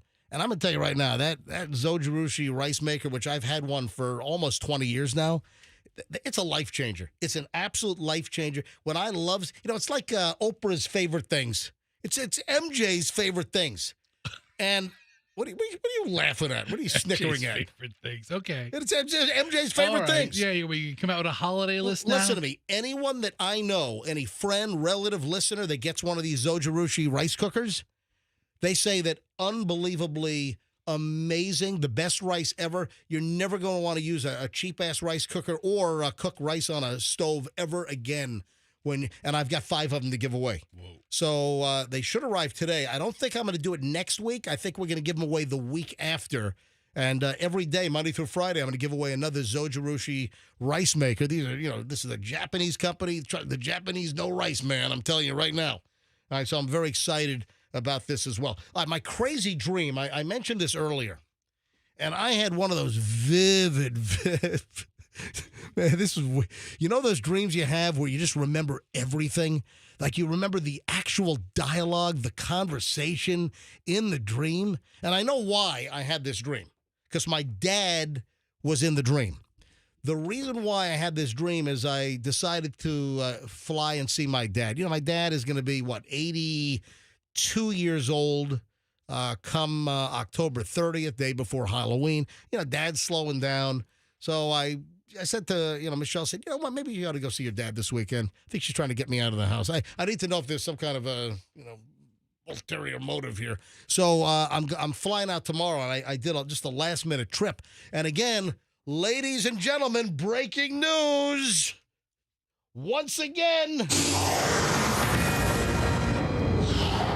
I'm flying Spirit Airlines for the second time. Wow. Hey, my first experience was not bad at all. In fact, flying Spirit brought me the biggest viral video hit of my entire social media career. You're forever. It really did. Forever indebted. Let me tell you right now, that video of the unaccompanied minor at Tampa International Airport back in, April or May? That kid running around, he was a kid that was flying from Fort Lauderdale to Tampa, and they were holding him at the gate because his parent or whoever was picking him up had not arrived yet. And the kid was being held at the gate. We were sitting in the gate area waiting to board the flight to go back to Fort Lauderdale. The flight had just come in, and the kid was off the flight standing, right next to the gate door and right behind the, the check-in counter at the gate at Tampa International, and the parent or guardian who was picking up the kid didn't show up. Which that's terrible irresponsibility. Are you kidding me? So, the airline's giving free babysitting. So I'll take my time. They have to babysit the kid. Yeah. So it turns out it was the gate agents, one of the flight attendants from the flight, because he was on my flight. I took video of this kid running away from the Spirit Airlines staff. He ran away from them like 5 or 6 times, and finally I rolled video on the last 2, and he was. The kid's like 6, 7 years old maybe, and he was in a wife-beater T-shirt. It was the most bizarre thing. And he is sprinting away from the Spirit Airlines folks. And I'm watching them in full sprint, like running after this kid. And in the video that I got, you can see there's a black man who's in the forefront, and people are like, oh, that's not a Spirit. But right behind him, he's eclipsing. Right, he's eclipsing. The flight attendant with the Spirit uniform on is out of breath. The guy's about to drop dead of a heart attack running after this kid. So I took video of this, and it has 2.8 million views now on Instagram, on Certified MJ Radio. So that's the last time I flew Spirit. So I'm flying Spirit again tomorrow morning. I've got a 6:30 flight out. So this is clearly why I had a dream last night about my dad, because I'm going to see my mother and my father, heading out early tomorrow morning on Spirit. I'll see you at Tampa International Airport if you happen to be on my flight. But this dream is bizarre. And again, handful of times a year, I have, a vivid dream where you wake up and you just remember the bottom line is, most of our dreams, we don't remember. Most of our dreams, you don't even know you dreamt half the crap you've dreamt. Sometimes during the dream, I remember even saying, I want to remember this one, and then you wake up and it's gone. So I don't know what it is. I don't know and I'm sure I could do some extensive dream research and find out what is it that causes us to forget most of our dreams but remember some. I think it has to do with a couple of different things. One, at what point of the night you wake up, or what point of your sleep cycle you wake up. Yeah. And then I think it has to do if you're really well rested versus not rested. That can affect it as well. And I think it's your part of dream function they've discovered is to clean up your brain, to kind of clean up some of the space. Like your hard drive? In there, your hard drive, yes. And like it's like just deleting files? Deleting files and maybe spitting out some of this stuff. I need some bleach bit in there. Yeah. Like the Hillary server. You know what's funny? You're not the only one who had a kooky, vivid dream. Yeah, I heard. Let me tell the dream. Okay. All right. So here's the dream. Oh, I thought you told it. Okay. What did I didn't tell anything yet. I conflated real life with the dream. Okay, go ahead. We thought the dream was your Spirit video. This damn clicks you got. No, this is crazy. So my dad is driving a big old station wagon, and I think that's a throwback. Because my dad, when I was growing up, he always had like the gigantic, like 25-foot long Pontiac Grand Safari wagon, with the fake brown contact paper, the wood grain fake stuff on the side. We had we had one that kind of looked like Clark Griswold's Wagon Queen family truckster. Yeah. So here's the deal. I'm in a parking garage with my dad, and he's driving. I'm in the passenger seat up front. And my dad is looking for a parking space. And we get to like the end of an aisle. And you've got the outer perimeter of the parking garage. And there was like a little knee wall or, a little concrete wall. And my dad hits the gas instead of the brake. There were no parking spots at that end. So he meant to put the station wagon in reverse and then back up. Instead, my dad has it in drive still and floors the station wagon into a sparkling new BMW M3 and crashes into the BMW. And it busts through the wall, and the BMW falls off like the 6th floor of the parking garage and hits the ground. And then my dad wants to drive off and say, no one knows. And then I point to my dad. Dad, there are security cameras on. I remember this in the dream. There are security cameras all over the place. And I'm like, Dad, you gotta go down to the booth. So then we go down to the booth. The booth. We go. Yeah, you tell the little attendant. Were some ladies in there, and somehow I knew the manager of the garage, and I said, "Yeah, you better get Bill on the phone." My dad just seriously, and it was Bill. I mean, this is just the detail of this dream that I remember from last night. And Bill comes down, and they got to contact the owner of the BMW, and the BMW exploded. Oh. I mean, I don't mean like exploded like, with a fire. I'm talking about like all the parts flew off the car, like all the quarter panels, the hood, everything was just, there's a big pile of wreckage 6 floors down from this parking garage. I'm like, man, what a bizarre dream. Boy, even in your dreams, you're a terrible son. You couldn't let the old man drive off? All right, Dad, let's get the hell out of here. He wanted to drive off. Let's go, Pops. Up, just a scratch. That's it. Hey, my Aunt Sylvia, we were at the Hollywood Mall in Hollywood, Florida, and my brother and I were with Aunt Sylvia, and she's backing up and floors her vehicle and smashes into a car across from us on the other side of the parking aisle. The bumper on the other car is hanging, and she's like, just a scratch. That's it. And it just drove right off. They'll snap right back on. Yes, Andrew. Didn't your dad damage a wall at an Airbnb, and he just left it? Yeah, that happened at Julian's graduation. Yeah, we rented an Airbnb. That's right. Up in Litchfield County, up in Connecticut, when Julian graduated from his boarding school. And my dad had some kind of episode and fell and slammed the door into the wall. Now, it had that metal spring stopper, but my dad fell against the door with such force, the spring didn't stop anything. The spring bent. That got pushed into like the basement. And then the doorknob went right through the drywall with a huge hole. And I saw this thing, and both my mom and dad, I'm like, they said, oh, yeah, that was like that when we got here. I'm like, what are you talking about? There's fresh drywall all over the doorknob on the inside where you... Anyway. Hey, deny till you die. Yeah, nothing ever happened. We checked out and nothing ever... No, that was probably a $500 repair bill. Yeah, we would have been hit with that. And I know some people would say, you should have done the right thing. But my dad, busted through the wall. I was waiting to get notification. Am I bad that I didn't volunteer to get that fixed? Am I a bad Airbnb renter? You'd get a big old 0 from me. Yeah. No, I'm just kidding. Never heard a word. That's the thing about Airbnbs is that's why it's almost a good thing to make your property an Airbnb, because you have to check these. Your upkeep is a lot better, because if you had reported it, the person finds out, they're able to fix it right away. Yeah.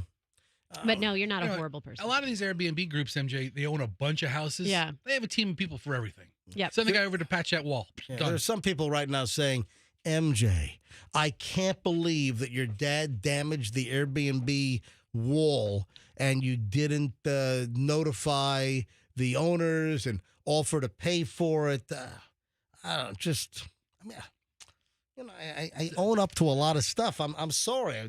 Was it a lapse in judgment? Do you think, Roxanne? You guys have Airbnbs that you rent, so you don't think I'm bad for doing that? No, I think you're bad for other reasons, but not for that. Oh, shit. Hit the gas instead of the brake. Another old fart makes a big mistake. In my dream, my dad smashes into a BMW, pushes it through the wall on the 6th floor of a parking garage, and the BMW M3 smashes to the ground 6 floors below.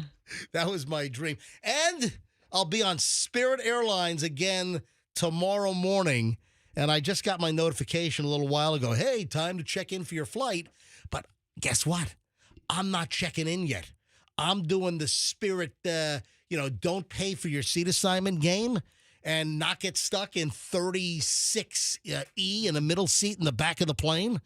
No. So my flight is cheap. Well, it's relatively. It could have been cheaper.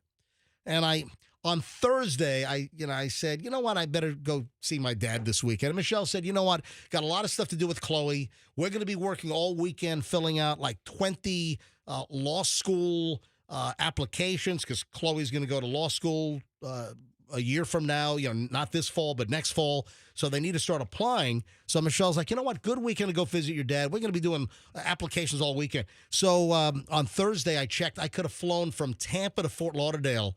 It was like $48.99. Wow. Yeah. And then I procrastinated. You snooze, you lose. And I booked it yesterday. And so Wednesday. I first checked on Wednesday, and it was $48.99 flying. That's the cheapest fare from Tampa to Fort Lauderdale. And then I finally booked it yesterday, Thursday, and it had gone up to $98.99, which I think it's still sitting there. But that kind of, it's another $50. But, that bothered me that I didn't get the lowest possible. I'm sure it did. Can I slink in another quick dream story for you? You're a slinker. Go ahead and slink on in. Yeah. Oh, and quickly, on the whole seating deal, folks, I'm flying no frills, man. I didn't buy the seat. They charge you like $17, $28, $36 to pick your seat. Screw that. I'm getting the seat assignment randomly as soon as I check in. Well, I can check in right now, but I'm not. Do it. I'm going to be monitoring it all day because the way that Spirit works, and I learned this. I did some internet research, and I found this. The way that they work is they fill the airplane from the back. So when you decide to pick a seat, when you check in, and what happens if you don't have a seat assignment, the computer randomly gives you a seat, and it fills from the back. So you wait until all the people check in, and you got to time it right, because then you can end up with a good seat like near the front of the airplane and not get stuck, at the way back of the plane. So I'm going to do the old Spirit game deal and just try to find the right time, like later today or tonight or, very early tomorrow morning to do the check-in. The nuances of flying Spirit. Look at that, man. Little tips from the MJ Morning Show. There you go. All right, so what's your little slink you want to do? So you're not the only one who had a vivid dream last night. Must be something in the air. As I was saying goodbye to my older daughter this morning, she said, Mommy, I had a nightmare. I had a nightmare last night. I said, oh, no, what was it? And she said, well, The Babadook. It was all these movies you make us watch. The Babadook. Yeah, I recommended that Roxanne watch The Babadook right before bedtime with her 4 and 7-year-old kids. So The Babadook. She says, folks, if you want to see a movie this weekend, it's on Netflix for a short time. Apparently, if you've got Netflix, watch The Babadook. Whoa. All right, go ahead. Okay, so she said, this is gross, but she says, well, I had this scary, scary dream. You went into the bathroom and the door was locked and you couldn't get out and you were stuck in there and you were trying to get out and you were screaming and then poop and pee started exploding from the toilet. What? Yeah, and you were stuck in the bathroom. And I was like, oh, honey, it's okay. Relax. It's just a dream. Obviously, I know that seems like a nightmare. I said, what happens is your brain just likes to make mishmash soup of little things you see throughout the day. And I said, maybe when I took Davi to use the restroom and we shut the door, maybe that's stuck in your brain. And then then it made this crazy story. And she's like, oh, no, it's because I saw a show. She goes, I didn't click on it, but I saw a preview for something on YouTube where someone gets stuck in the bathroom. And it explodes and the all over toilet them? explodes all over them. Like an airplane bathroom or something. All right, we got to talk about this degenerate gambler lawyer out in Polk County. Oh, my God. If I were a victim of this guy, I'd want to put him in the Fargo wood chipper. Oh, my God. This might be the worst lawyer ever. Oh, This is a really bad dude, lawyer. 888 admit it. You know, oh, my God. Gambling addiction. This is insane. A family law attorney who specializes like in elder law out in Polk County ripped off a family's trust for $2 million and apparently gambled it away at the Hard Rock Hotel and Casino. What if he got a comp steak at the fabulous Council Oak? I bet he did. I bet you got a couple of them dropping $2 million. Man, that Council Oak is fantastic. That's what the lawyer thought. That's a great steak, man, at Council Oak. Anyway, this is insane. So, this guy's name is Jason Penrod? More like Pinhead. Pinworm. Here at Pinworm and Pinworm, we'll watch your trust. Yeah, so this guy, Jason Penrod, closed his family elder law offices a couple of months ago, I guess, and now he's been cuffed and stuffed. They're accusing him of ripping a family's trust fund off to the tune of $2 million. All right, you're exaggerating a little bit. Dude, I am not exaggerating. All right. 1.75 million, excuse me. All right. Almost $2 million. Look at embellishing MJ over here. 2 million. It's 1.7. I mean, talk about a breach of trust. So this Pinhead, was busted on Wednesday night on a charge of grand theft over $100,000. He was arrested up in Marion County, and that's where Sheriff Grady Judd in Polk County said that this guy was hiding out. Yeah, you got some Grady Judd audio here? Let me pull it up. Yeah, bring up a clip of Sheriff Judd on this. All right, here we go. So this is 14 minutes long. Yeah. I don't need all 14 minutes, but I start from the beginning. Let me hear this. This is the beginning of his press conference. An attorney. This attorney lives in Winter Haven. However, he has a law firm with 3 offices, appropriately named Family and Elder. Hey, can somebody put a microphone close to the sheriff, please? No. Yeah. Anyway. The audio's not great on that. Look at the mugshot, man. This guy is screwed. Is Yeah. it like a 30-year stretch if he gets convicted? Oh, this is big trouble for this guy. So Grady Judd said in this press conference where the audio's terrible, Sheriff Judd said, this guy's delusional among all his other excuses. The worst kind of criminal is the one that hides behind a coat and a tie and steals money with a law license or a professional license of any kind. Yeah, this guy's on the fast track to disbarment, like some other lawyer bozos in town that I'm aware of. Former lawyers. This is just a terrible story. And they think there are more victims, but this one family from Pennsylvania was ripped off to the tune of $1.75 million. That's awful. According to the sheriff's office, this bad lawyer's bank accounts showed that he wired $1,207,120 directly to the Hard Rock Casino, and also took out $24,511 from ATMs at the casino. Man, what kind of freaking degenerate gambler was this guy? He's got a big problem. That's a lot of money. My God. MJ, we have another terrible story as well. He not only drained the account of this family, he also took all the money out of his own personal accounts. Yeah, the guy's got a problem. Yeah, I mean, dude. He's an addict. Haven't you seen the billboards? My God. 1-888-ADMIT-IT. Hang on. I'll dial it right now. 1-888 ADMIT IT. I mean, you call Gamblers Anonymous.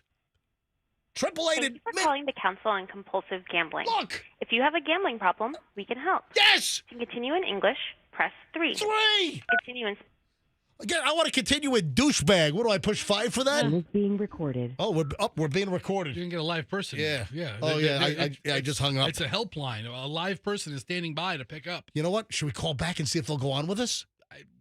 I don't know. Maybe we should call it back. 888-ADMIT-IT. I don't want to abuse the system or take their time. What if when we call to talk to that person, there's somebody like on the top of the skyway, like, you know what? These gambling debts are really racking up. I'm going to jump. This is such an insane story. And I believe that the family that he ripped the money off from, the big, the $1.75 million, I believe they were out of state. Yeah, Pennsylvania. Yeah, and he flew up there to tell them, hey, I went through all your money. I stole your money. He flew up to Pennsylvania to tell him that? My God, that guy wouldn't have walked out of my house alive. He is a man of honor. I would have decapitated him right then and there. Yeah, he did it in person. I would have got my $1.75 million worth. So in the actual criminal complaint, it says that he flew to Pennsylvania in June to tell them about the situation with the deceased father's trust, the whole fund, which he used as his own compulsive gambler piggy bank. And what was he doing? What was his game? To lose $1.75 million, and I guess there's more because there are other clients. They're trying to unwind all this forensic stuff. So there's, I believe, other clients that are going to be affected here as well. Ultimately, gamblers are extraordinarily, not only compulsive, extraordinarily optimistic people. Yeah. So this Aren't guy, they really are. This guy Pinhead, this guy Penrod, he wrote a confession letter. Ooh. Confessing his degenerate gambler issues. And listen to this. Here's an excerpt. As a raging addict by this time, I self-justified my actions by thinking that I was temporarily loaning monies to myself and then would pay them back to the trust with interest. My compulsion was in overdrive, and it felt like I was watching a nightmare of myself in a movie, almost like an out-of-body experience. Oh, my God. So, I mean, these folks are trying to recover. I mean, how are they going to recover? I don't know if he had any insurance. I don't know if he had any insurance for the like a malpractice. Exactly. Yeah. I wonder if he had some kind of malpractice insurance, whereas the family might be able to recover. I mean, they certainly want to recover the money. That's $1.7 million. This whole thing could have gone away if they just would have bet on the Chiefs last night. So we'll get into that in a second. So you got a criminal case against this Pinhead Penrod. And then also you've got a civil case because they're going to sue him. But if he doesn't have malpractice insurance, where the insurance company would be on the hook to make these clients whole that he ripped off sideways, I don't know where the hell this money's going to come from. Take his assets, big deal. You get his crappy house and his junky car. You don't want that. You want your money back. Yeah. Oh, I just got a text from Grady. He said, sorry, I'm in a meeting. Okay. Yeah. So Sheriff Judd can't come on right now. He's busting people, man. Yeah. Exactly. His new bobblehead is out.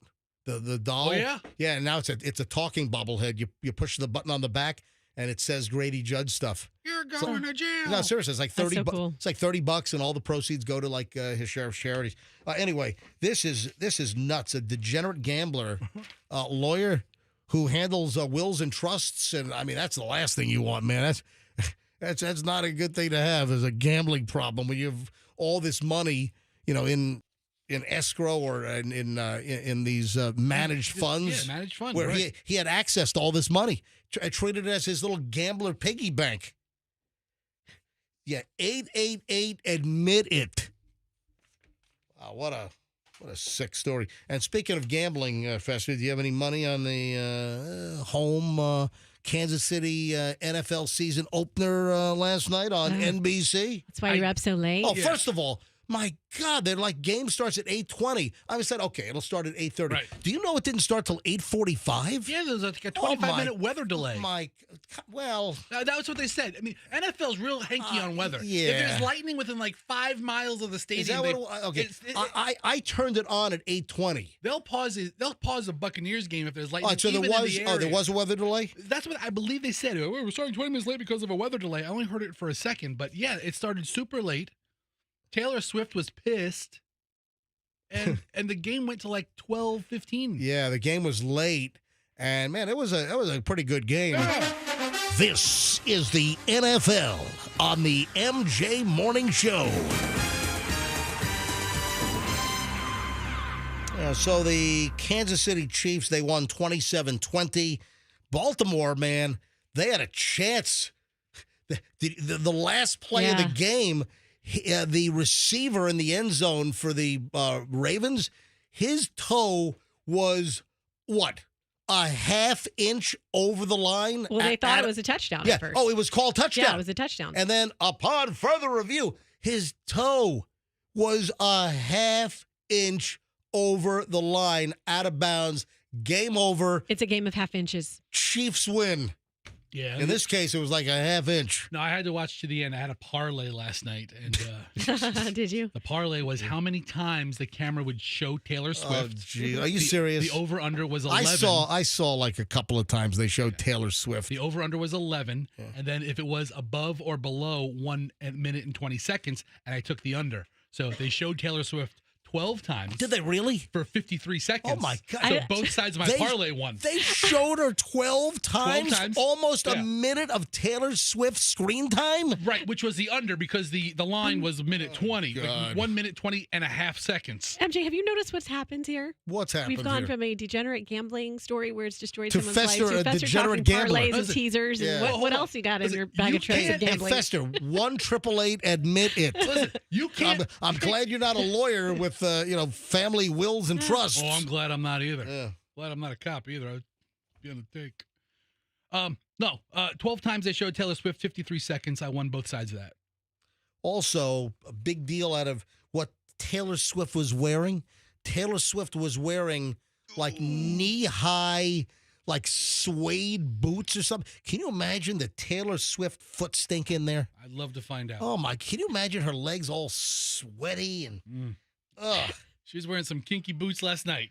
Man, we're talking about some Swifty foot funk, man. She had these leather or suede boots that were up her entire leg, up to I think it was like just above her knee. And I'm like, oh my God, you stick your nose in there, it probably smell like filthy underwear in there. I mean, I'm just thinking of you know how mad Swifties are at you right now for even putting those images in their head? Taylor Swift foot funk? What? I'm not man, mad at it. I hope she's put some Dr. Scholl's foot powder in there because, man, that thing, I bet you that was rank in there. Swifties think that Taylor is immune to all of that. Oh, Taylor Swift does not have foot funk? Is that what you're saying? Her foot funk smells like rose petals. Tell you what, that's a nasty case of athlete's foot in that thing. She wore a curve sculpting Versace corset top and shorts. Yeah, and then the boots up to her. It's like past her knee. The boots... the leather or whatever thigh-high leather boots by Giuseppe Zanotti. I'm sure those boots are probably like $18,000. I love the top. I love the boots. Not a fan of the shorts. Yeah, what are those shorts? They look like mom pants. I was thinking they look like mom jeans with the shorts version. Yeah, they look like mom jean shorts that she's wearing. Well, take it up with Versace. But those boots are like they're above her knee. They're like mid-thigh. Man, those must not smell good in there. I'm sure it smells great. I don't think the length of the boot determines I don't think the height of the boot determines how stinky they get. Listen, that's just like... I never look at those boots are too high. They go up too high, they're going to stink. I mean, it's an obvious ventilation issue. Thigh-high red boots is what she was wearing. MJ, we've had several people send me a text regarding the deformity in your collar.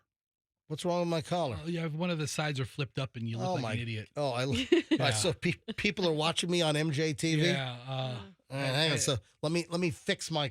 Is that better? I only had like half a dozen. All right. Are you serious? People are texting you about my collar on MJ TV? Folks, one right if you want to watch the show live, if you want to watch us in studio on TV every morning, just go to mjmorningshow.com. At the very top, just click on MJ TV, and then you click on the little logo box. You can watch us live from 6 to 10 a.m., Monday through Friday.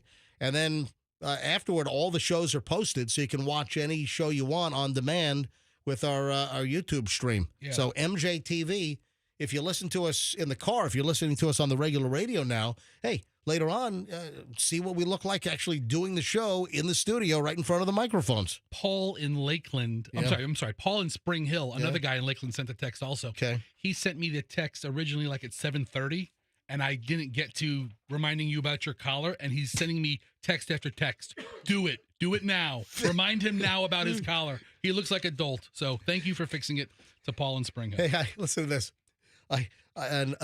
Fester, so did you win or lose? I'm sorry, I didn't retain that. Both ends of my parlay. Ding ding. Winner, so chicken dinner. How much did you win?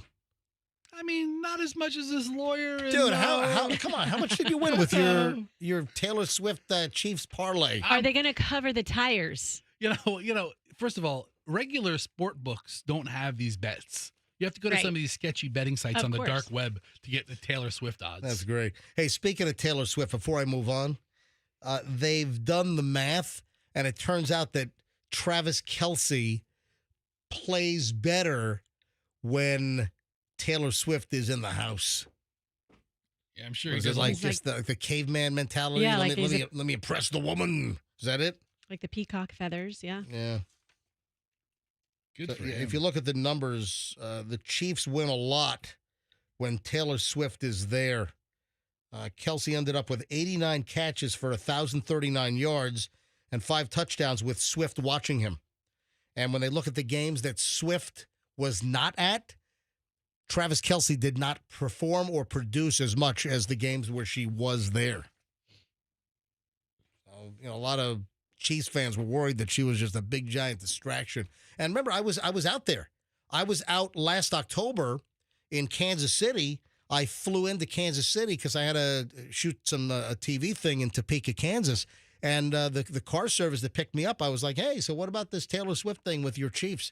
And they're like, oh, my God, she just needs to go away. She's just a big distraction. And both the drivers coming from the airport and then going back to the airport both said the same thing, that the Chiefs don't need the Taylor Swift distraction. But if you look at the numbers, it looks like Travis Kelce produces more when Taylor Swift is in the house with her foot-funky, sweaty, gnarled-up thigh-high boots.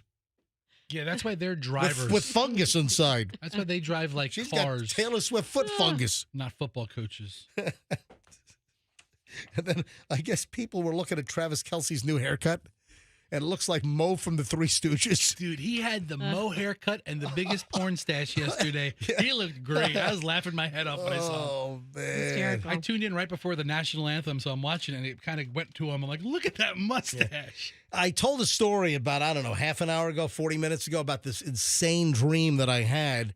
And there's another dream story from a listener. And this is great. I got to share this email. I get this email from a listener. It's from Matthew Goff. And apparently, I guess I ruined the dream. MJ, ruined Matthew Goff's dream. So how did this occur?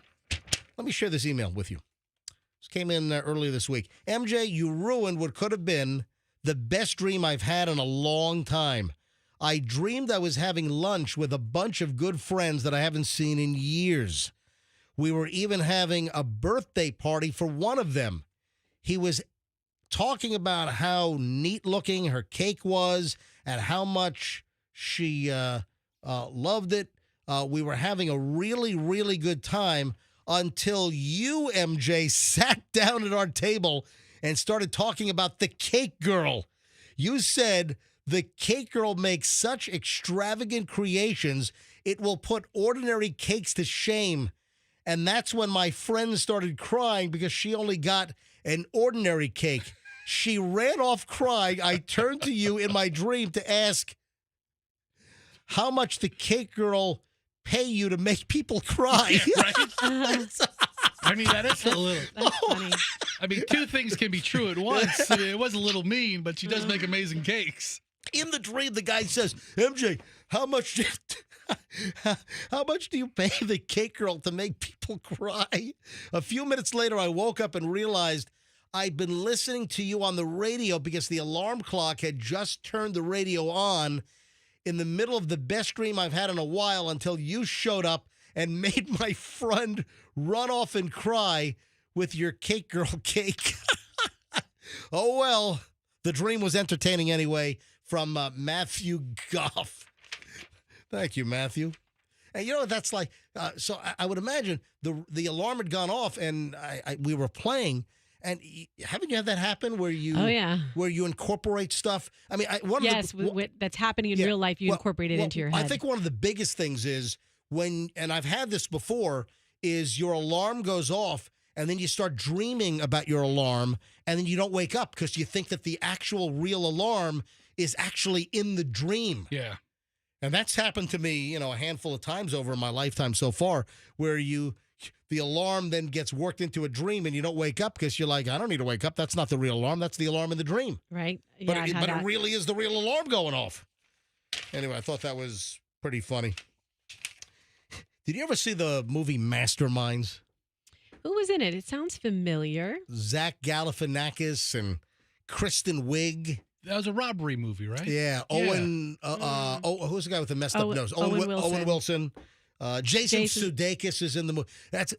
My kids love that movie, and it's actually very, very funny.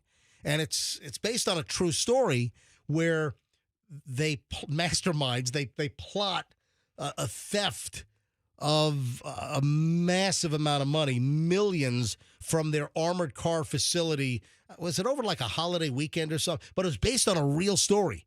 And Zach Galifianakis plays this dopey armored car driver, with a Travis Kelce new haircut, like a Mo Three Stooges bowl cut.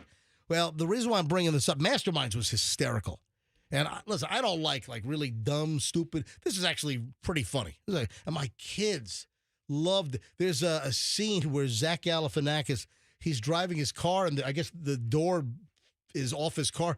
He's got a plywood door with like a little latch. Have you seen it? I've seen it. That's hysterical. I saw it when it came out. It's been a long time since I've seen it. So the reason why Andrew, did you pull a clip? What do you have from this? Hang on a second.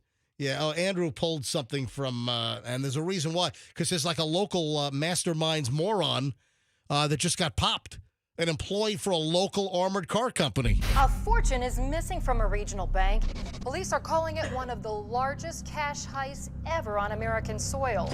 The estimated haul, $17 million. Authorities have no leads as to the identity of these criminal masterminds. Yeah. Let's do it. Let's rob Loomis Fargo.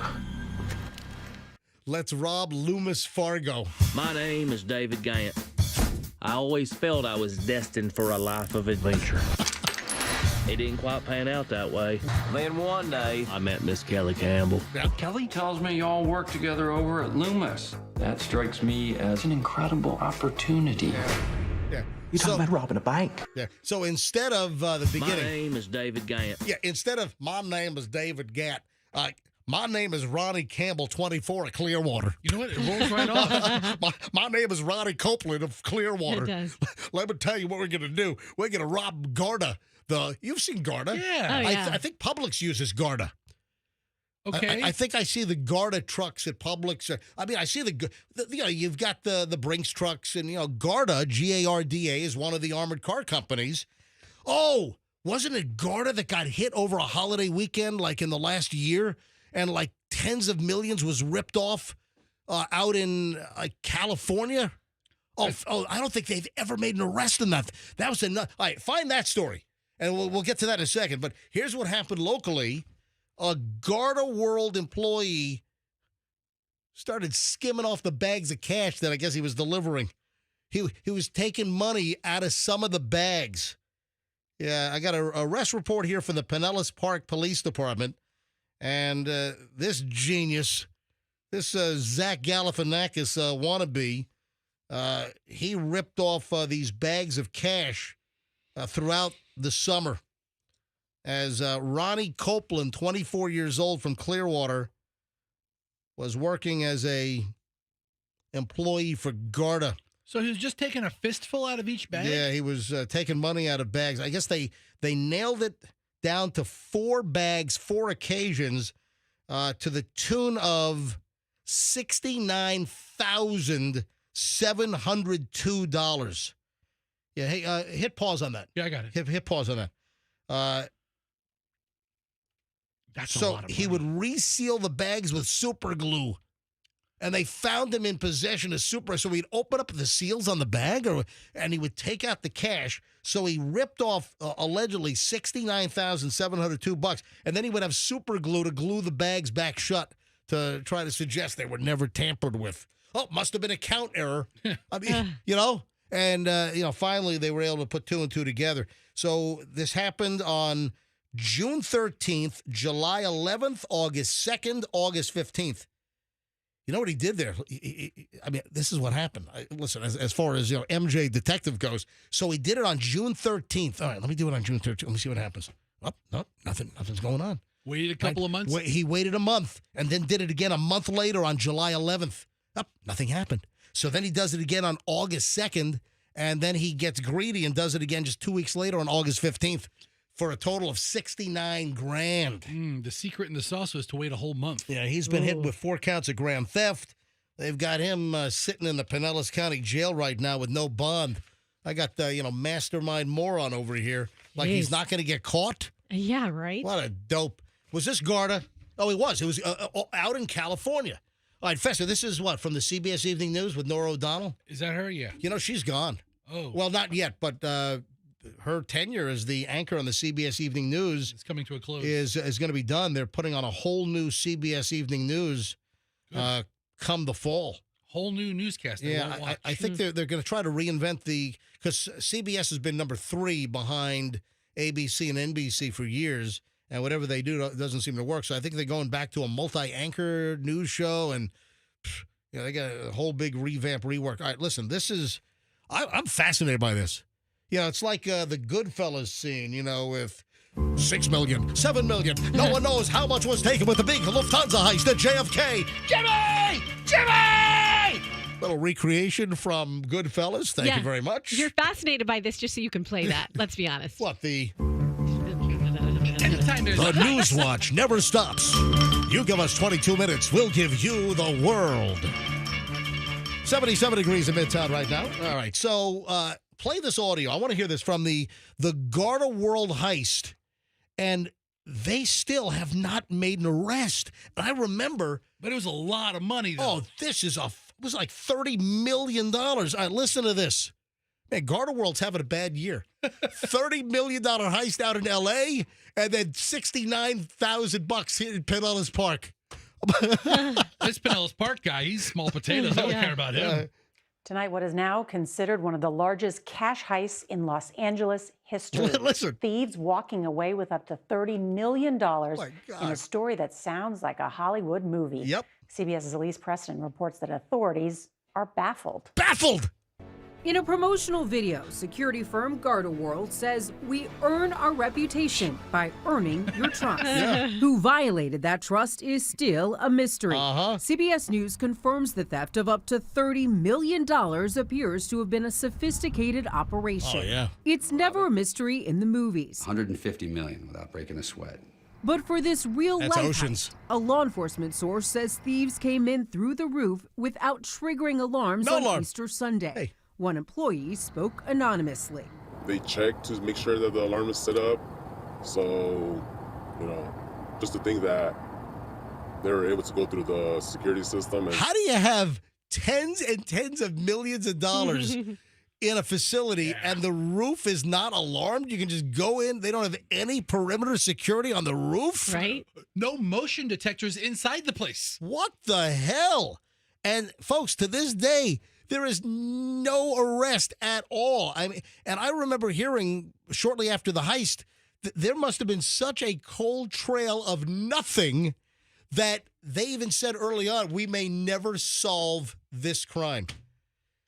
Keep low key. Don't go out and buy a pink Cadillac. Don't buy fur coats. I told you, don't buy money. And then remember in Goodfellas, what happened? After they started spending all the money, remember what happened? Oh, yeah. All went downhill after There's that. Carbone frozen in the meat truck. It's in my mother's name. The pink Cadillac? It's my mother-in-law's name. Yeah, found by kids underneath one of the elevated trains in Queens or whatever. Or maybe that was Brooklyn. Wife with the big hair is wearing the fur coat. Take it back. Remember, Robert De Niro was ripping the fur coat off her at the Christmas party. Take it off. Take it off. Take it off. Take it off. Anyway, I don't know if they're ever going to find the $30 million masterminds of the Garda heist. Wow. Man, bad year, man. I'm telling you, $30 million L.A., $69,000 Pinellas Park. Holy moly. What a bozo. Hey, how much sleep do you get, Roxanne? I'm one of those people who needs a lot of sleep. I'm not ashamed to say it. So how much do you need? 8.5 hours. Really? Yes. You go to bed like at 8 o'clock at night or 9 o'clock at night? No, I go to bed at 10 o'clock at night. But So, I take a nap. I have the list. All right. I have the latest list from doctors, neurologists, sleep experts on how much sleep you need and at what age. I thought this was pretty fascinating. Yeah, I like this kind of stuff. All I right. love it. So, babies, how much a newborn, how much sleep does the newborn need? Like 16 hours. You're right in the middle. Yeah, I had babies. not that long ago. 14 to 17 hours a day. I've actually had these things, and it's like you drug them. Yeah, no, I used to have these intense sleep schedules, and just infants need 14 to 17 hours a day. Yep. All right, let's see. Let's move on to toddlers. That's me. I'm a toddler. Yeah, toddler. Yeah. Toddlers need 11 to 14 hours of sleep from 1 to 2 and 10 to 13 hours of sleep from 3 to 5. Yeah, Daviana's at the low end of that. I wish she needed 14, but she needs about 10. What about teens?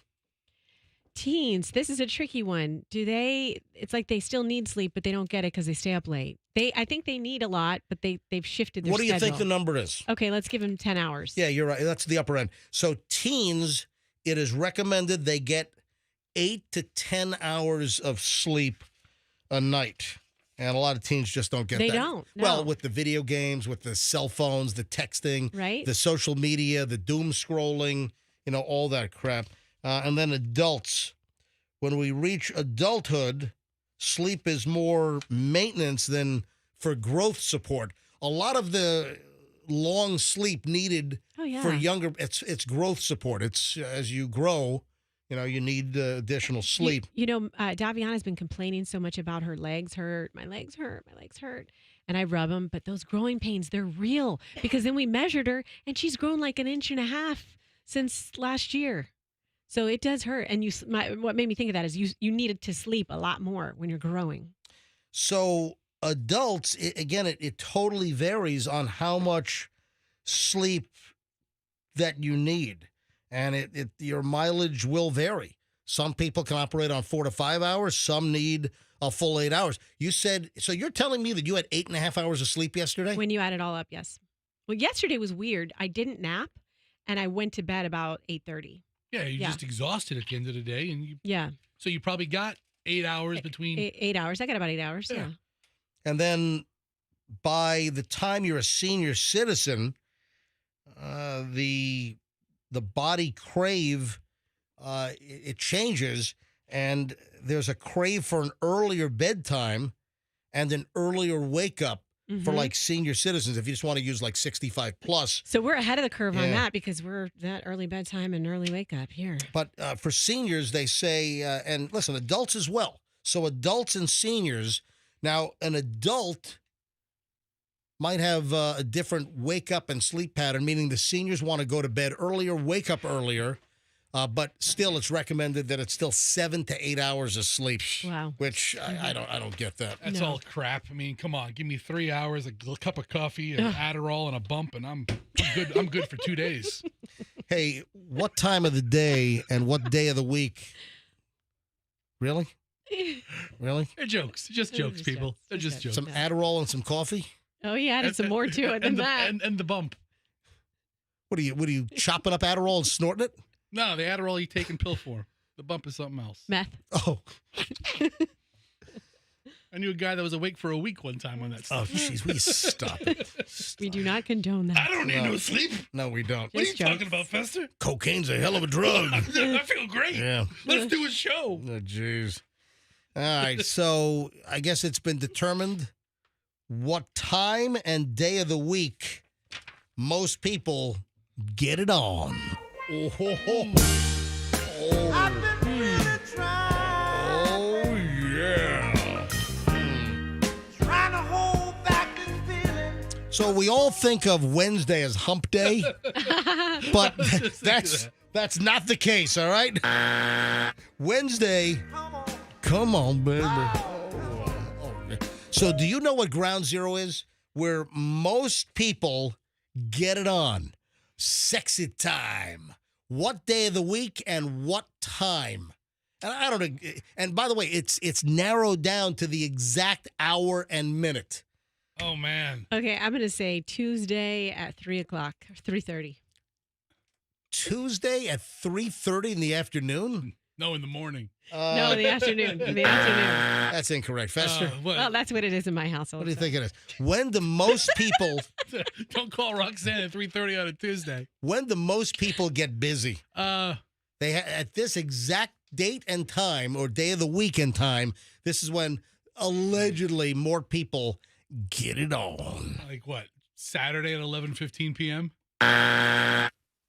You know what? I'm not going to give you any indication as to where you are on the spectrum here. However, you know what? Maybe I'll go to phones on this. Yeah, do it. Yeah, let's go to phones. So let's see if any of our listeners can just nail it or get even closer. Nail it. Yeah, and no pun intended. All right, what time, so day of the week and time, do most people have their sexy private time? When are they getting busy? When people get all sexy. All right, what do you think? 800-990-1047. 800-990-1047. So it's not Saturday at 11:15 p.m. and it's not Tuesday at 3 o'clock in the afternoon. No, those are out. All right. But I'd love to take guesses from you right now. And hey, why don't you speak from experience? Do you have a certain, and listen, we get a volume of calls here, then we might be able to kind of piece things together and see if the research This is like the MJ Morning Show sex high-low game. Kind of. But we're going to see if the research stands up to the anecdotal data stands up to this research that you have here. Well, that's what I want to do. That's what we're doing. Every single line has just jammed up. All right, let's go to phones. 800-990-1047. For you, is there a pattern? Yeah. Day of the week and what time? Allegedly, most people have. This is like the average. Most people are doing it this day and this time, according to new data here. Okay, so MJ, let's be clear about this. We don't want a caller to guess what they think the answer is. We want the caller to give their anecdotal data when they're most likely to. Not necessarily. No? I think it's a combination. It's like, when do you do it, or do you have a guess on when either most people? Either or. I'll take both answers. All right, let me start with Lynn in Largo. Lynn, you're on the MJ Morning Show. Welcome. Good morning. All right, Lynn, what time do you think, and what day of the week do you think? I'm thinking on a Friday night at 2 a.m. Friday at 2 a.m. That'd be wild night for That'd you. be Saturday morning. Oh, no, or it could be Thursday into Friday. Or are you thinking Friday into Saturday? No, Friday into Saturday. Gotcha. Okay. That's wrong, Lynn, but thanks for guessing. 2 a.m. All righty. Let's grab Scott and Brandon. Scott, you're on the MJ Morning Show. Hi. Hey, guys. I'm saying Sunday morning between 7 and 8. Sunday. And by the way, the time is exact. So let me just give you a little hint here. It's an exact day of the week and an absolute exact time. All right, you're going with 7. That is incorrect. Right before church. What? Just before church. Gotcha. All right, thanks. That way you got something to pray about. There you go. Nope, that is incorrect, but thanks for trying. Melissa in Ruskin, when do most people get their sexy time? Day of the week and time?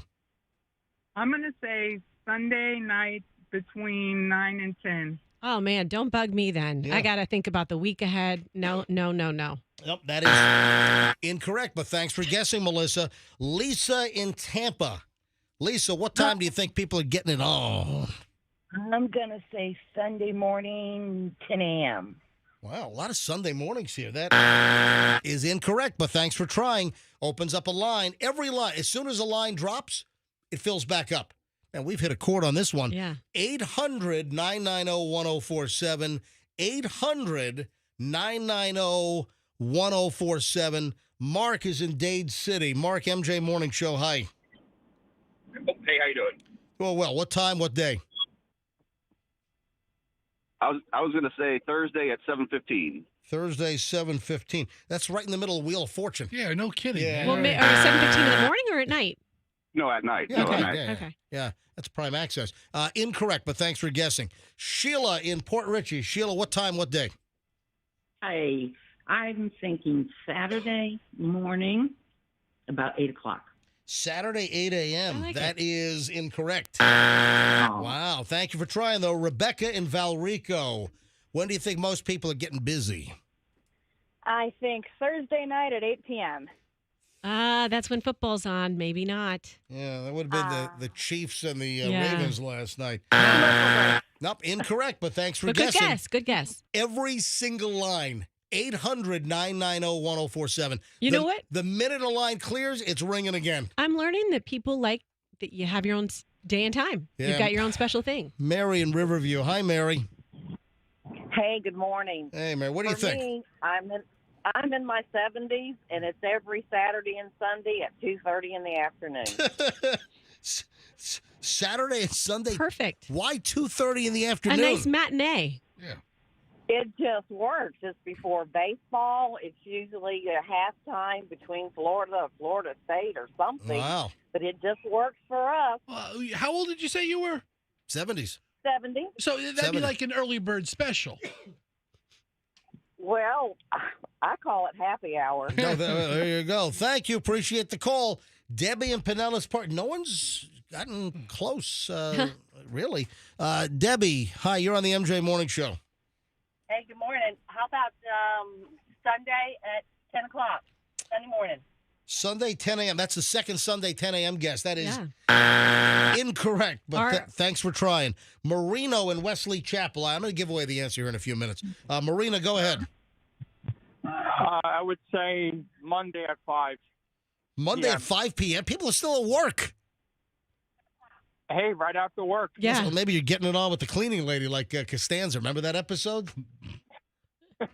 Remember he did it on the desk at the cubicle with the cleaning lady? All right, thank you, but that is incorrect. All right, let me grab Frank in Largo. Frank, MJ Morning Show. Hi. Hey. What time? What day? Friday, 10 o'clock on night. Yeah, that's a good guess. Friday, 10 p.m. That is not correct, though. All right, Andrew, I'm going to take Amy, Jean, Jessica, Kendall. Let me clear out these lines, and then I'll just give out the answer, so we got to move on. Amy, Tampa, you're on. What time? Wednesday, 10 a.m. or 10 p.m. Wednesday, 10 p.m. is incorrect. Stand by for the answer. Jean in Lakeland. Jean, the dancing machine. Hello, Jean. Hey, What time? What day? I would say Wednesday at 9 o'clock. Wednesday, 9 p.m. is incorrect. Thanks for the call. All right, two more. Jessica in Largo. When do most people, according to a recent survey, get it on? I would say Friday before we head to work, 6 in the morning. I like it. Oh, so a morning, a little before you go to work. Right? You gotta celebrate the weekend. Let me ask you a question, Jessica. This is Friday morning, and sounds like you're on the way to work. Did you have a little boom this morning? Well, just use your imagination. Oh, okay. So we have to. I love you, Jessica. I love Jessica. Yeah. Jessica looks like, listen, she's speaking from 71. experience from just in the last couple of hours. Yeah. Thank you, Jessica. All right. Well, hopefully it was enjoyable for you, Jessica. Thanks for listening, but that is incorrect. She doesn't need the MJ Morning Show to get her in a good mood. Have a great day. All right. Last call on this. Every line is still ringing in here, but I was going to give away the answer. Kendall, you have the final guess before I reveal when people get it on. What is your answer? I'm going to say Tuesday, 9 p.m. Incorrect. All right, turn up your radio, Kendall. Thank you for listening. Here's the deal. Andrew, can you clear these lines and just tell everyone I'm giving away the answer right now? Turn up their radio. According to a study, over 2,000 sexually active adults were surveyed. Survey says the answer is Saturday night at 10:09 p.m. So, Fester, you said Saturday at 11. You were you were close. Well, Price is Right rules, you Would've were been over. over. Yeah, so Yeah, Price is Right. Yeah, you were over. And we'll have more pricing games coming up next on the Price is Right. Make sure you get your Fester spayed or neutered. That was fun. Yeah. Listen, I tell you right now, 10:09, that's usually when I start my Seduction? That's when you put your feed bag on. Hey, baby, listen. How about I wipe all the crumbs off this T-shirt? We get down to it. Yeah, Saturday nights, good man. stuff. Hey, let me roll something by, I think both of you, but I think Roxanne, this This might be more up your alley. Okay. A woman, and this is one of these, self-help, like. Is she a guru? I don't know. Is she? All right. So this I don't need to be too specific, but it's one of these self-help things, and this woman says, "I am unattractive, and my hot friends need to stop pretending that I'm not hot." So, I thought this was interesting. You understand what's going on here? Of course. So this woman is saying, I am not attractive. I will never be an attractive female. I accept this. I'm okay with the fact that men do not find me attractive. My issue is my friends want to have a hot single girl event. They're all very attractive. When they try to introduce me to a man, the man obviously has no interest and feels uncomfortable.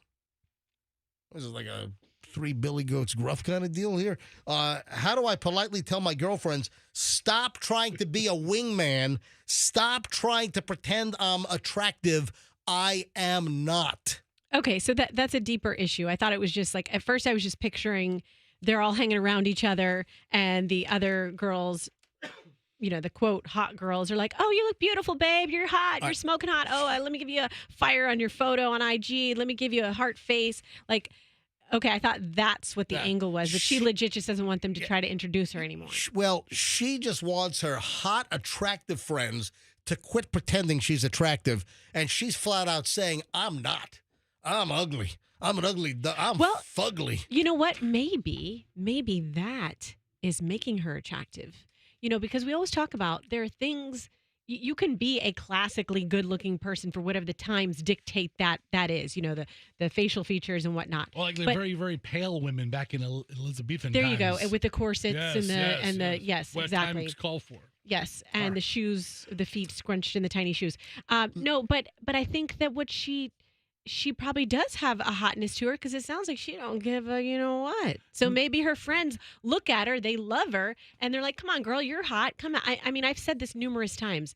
People who I love and I'm close to, they might be the hottest thing ever. They might not be, but I see them in a different way because I see them all the time. So Did we do the item on the air? I know that I had this in my pile, and sometimes I forget whether we did it on the show or I just had it because I had read it. Did we do the story that there are unattractive women that love being unattractive so they don't get the attention of men? Yeah, you did that story. We did the story. Mm-hmm. Yeah, there was a whole litany of women that have come out and said, you know what? I'm not turning heads, and I like it that way because I just want to be left alone, and I don't want a guy creeping on me all the time.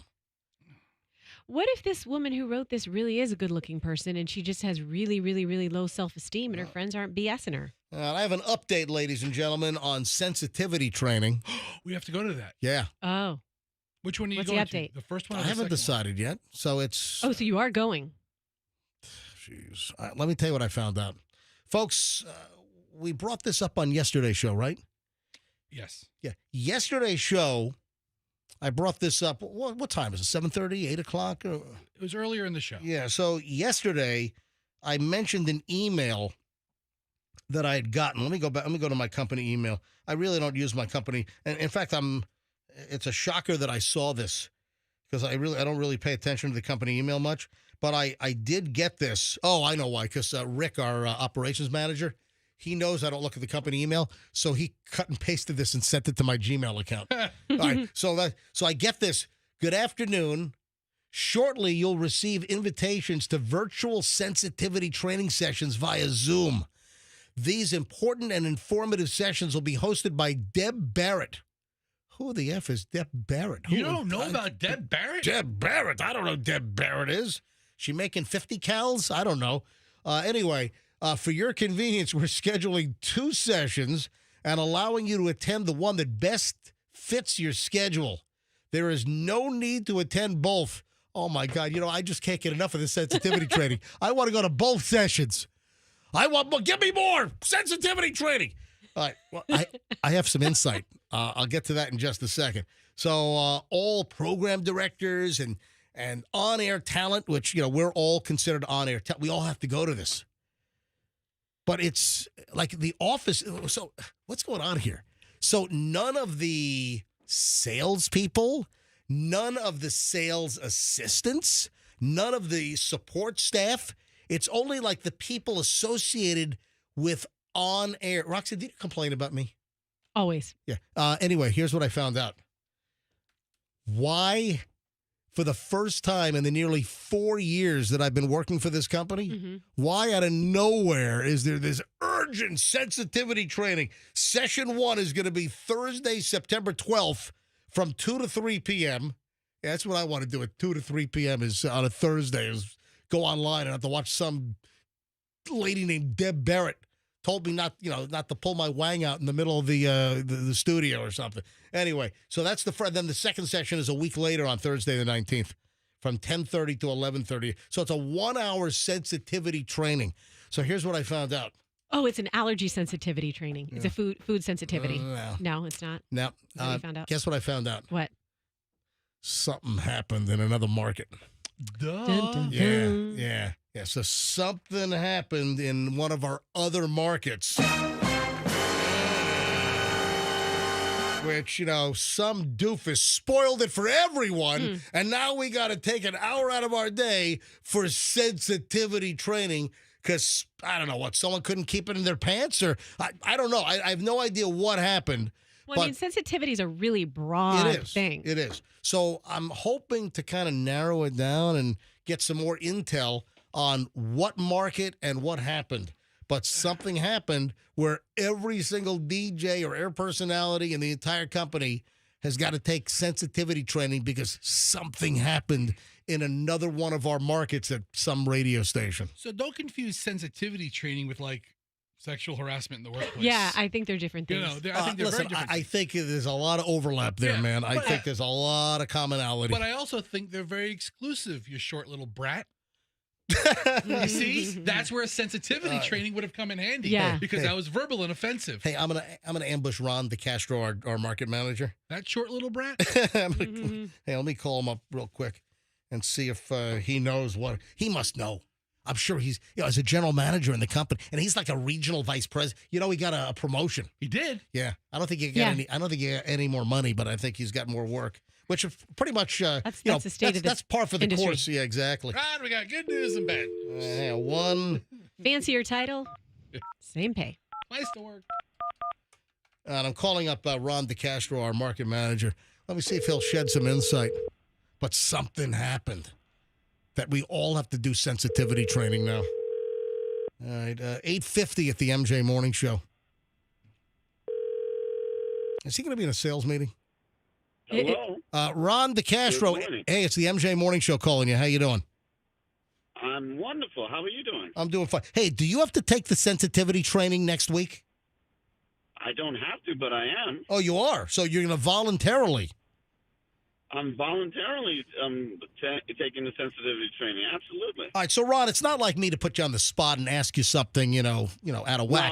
No. All right, but would never do that. I did catch some wind that we all have to take the sensitivity training because something happened in another market at another radio station. Do you know what it is? What happened that's precipitated this? I have no knowledge of what you were saying. Literally no knowledge. All right. All I know is that I am happy to be taking the sensitivity training with you.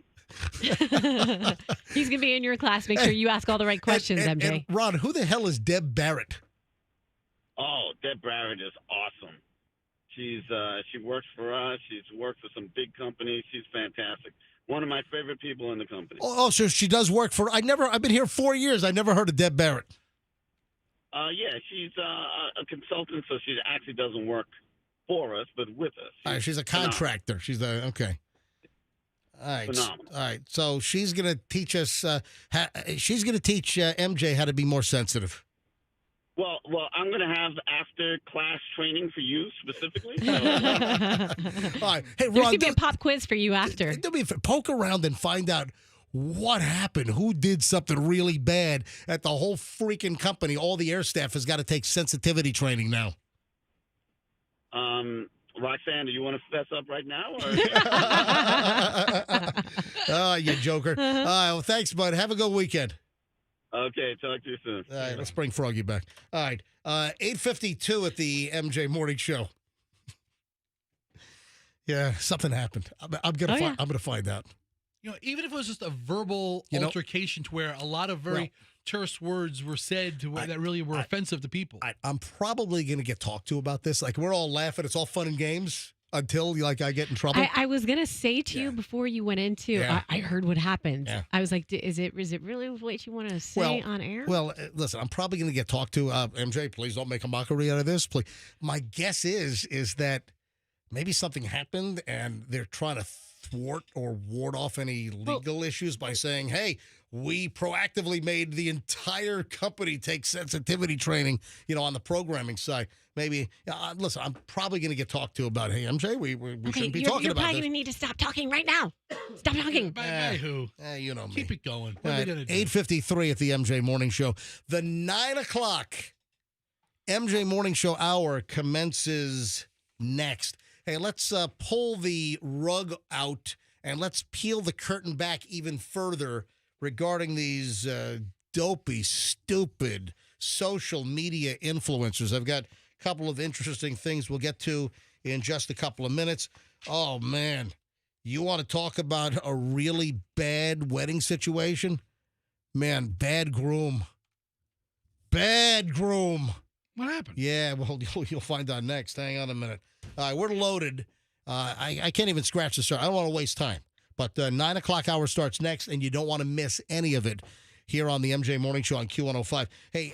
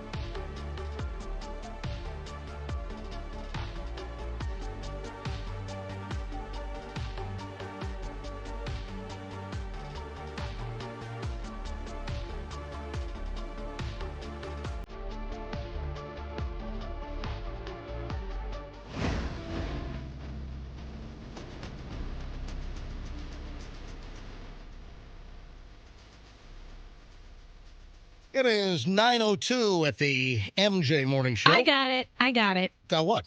I figured it out. Oh, the sensitivity training? Yes. Hang Roxanne, is this like Eureka? Just hit me. Just hit you. You know why? All right, hold on. For those that are just tuning in, we mentioned this yesterday that email came out and we all have to take sensitivity training. It's like all the on-air personalities and the program directors in all of our markets. We've got to take sensitivity training, and we're trying to figure out why. I did hear it's something that happened in a different market, and when I tell you this, you're going to be like, of course, because we talked about this. Go ahead. Remember the Disney influencers who were body shamed? The Boston by the sports Philadelphia guys. Was it Philly or Boston? Boston. I think it's the WBZ Boston, the sports station that we own. Is it them? Are those clowns responsible for making me take an hour out of my Thursday next week for sensitivity training? Well, that made national news. Hold on, right? Yeah, New York Post. Plus-size Disney influencers body shamed by radio hosts. Oh, Roxanne, you're right. That's what it is. That's exactly what. Yeah, Boston Sports Show. Yeah, a group of plus-size Disney park influencers based in Massachusetts were relentlessly teased for their weight by a Boston sports radio show where calling them fatzos was one of the weaker insults. Oh, oof. The smirking hosts also cracked jokes about going dumpster diving for day-old food at the park and crassly suggested the group could sit in the water like seats to be fed fish. Seals. Like Oh, I'm seals. sorry, like seals to be fed fish. That's an old school insult, man. Oh, That's really- man. Yeah, you know what, Roxanne? You are right. That's it. Yeah, we talked Right? about this. Yeah. Like the guy's name is Toucher. or Yeah, something. this guy, Toucher. Who's he touching? Fred Toucher and Rob Hardy Poole of 98.5, the Sports Hub. I think that's WBZ FM in Boston. It's a good station. Yeah, it's legendary call letters. Mhm. WBZ Boston, a Westinghouse station. It's 8 o'clock. Boom. Now it's a Beasley station, Yeah. and we have to take sensitivity training. Well, no, I was doing the AM thing. It used to be News Radio, WBZ. It's okay. I'm trying to think of the old It's jingle. all right. Yeah. We'll give you a pass on a Yeah. jingle from the 40s. Oh, Andrew wants to know if we want to call them up. Well, thank you, pals. You got to make fat jokes about the Disney women, and now the whole company's got to take sensitivity training. Hey. Well, thank you, pal. Yeah, it's probably you're right. Roxanne. You got it. I think that's exactly. And we talked about this like 2 weeks ago. Yeah, we did. Yeah. This was. It was about a month ago, I think. That's 3 weeks ago. exactly. Hey, can we call JD the Titanic guy? Yes. He is on his sinking boat right now, waiting for your call. Yeah, I've got 2 more Titanic VHS sets for him. Let's call him JD. I love this guy. So this is JD. He lives locally. He lives in Largo, right? And he's known as the Titanic guy. He has the largest collection of Titanic on VHS double sets.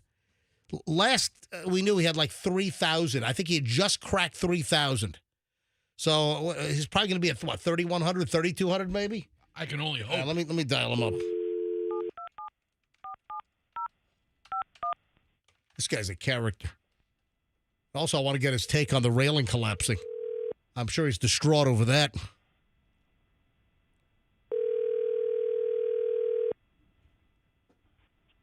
Whoa, baby! JD, the Titanic guy, MJ Morning Show. How you doing, buddy?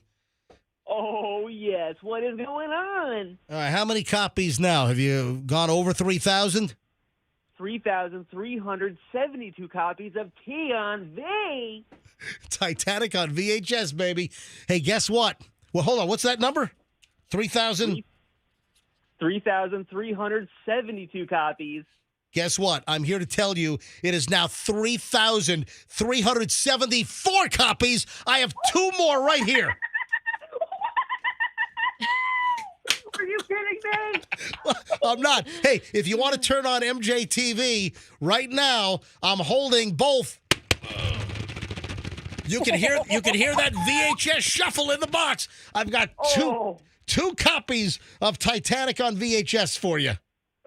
Oh, my goodness. You are so cool. All right. So, you know who gave these to me?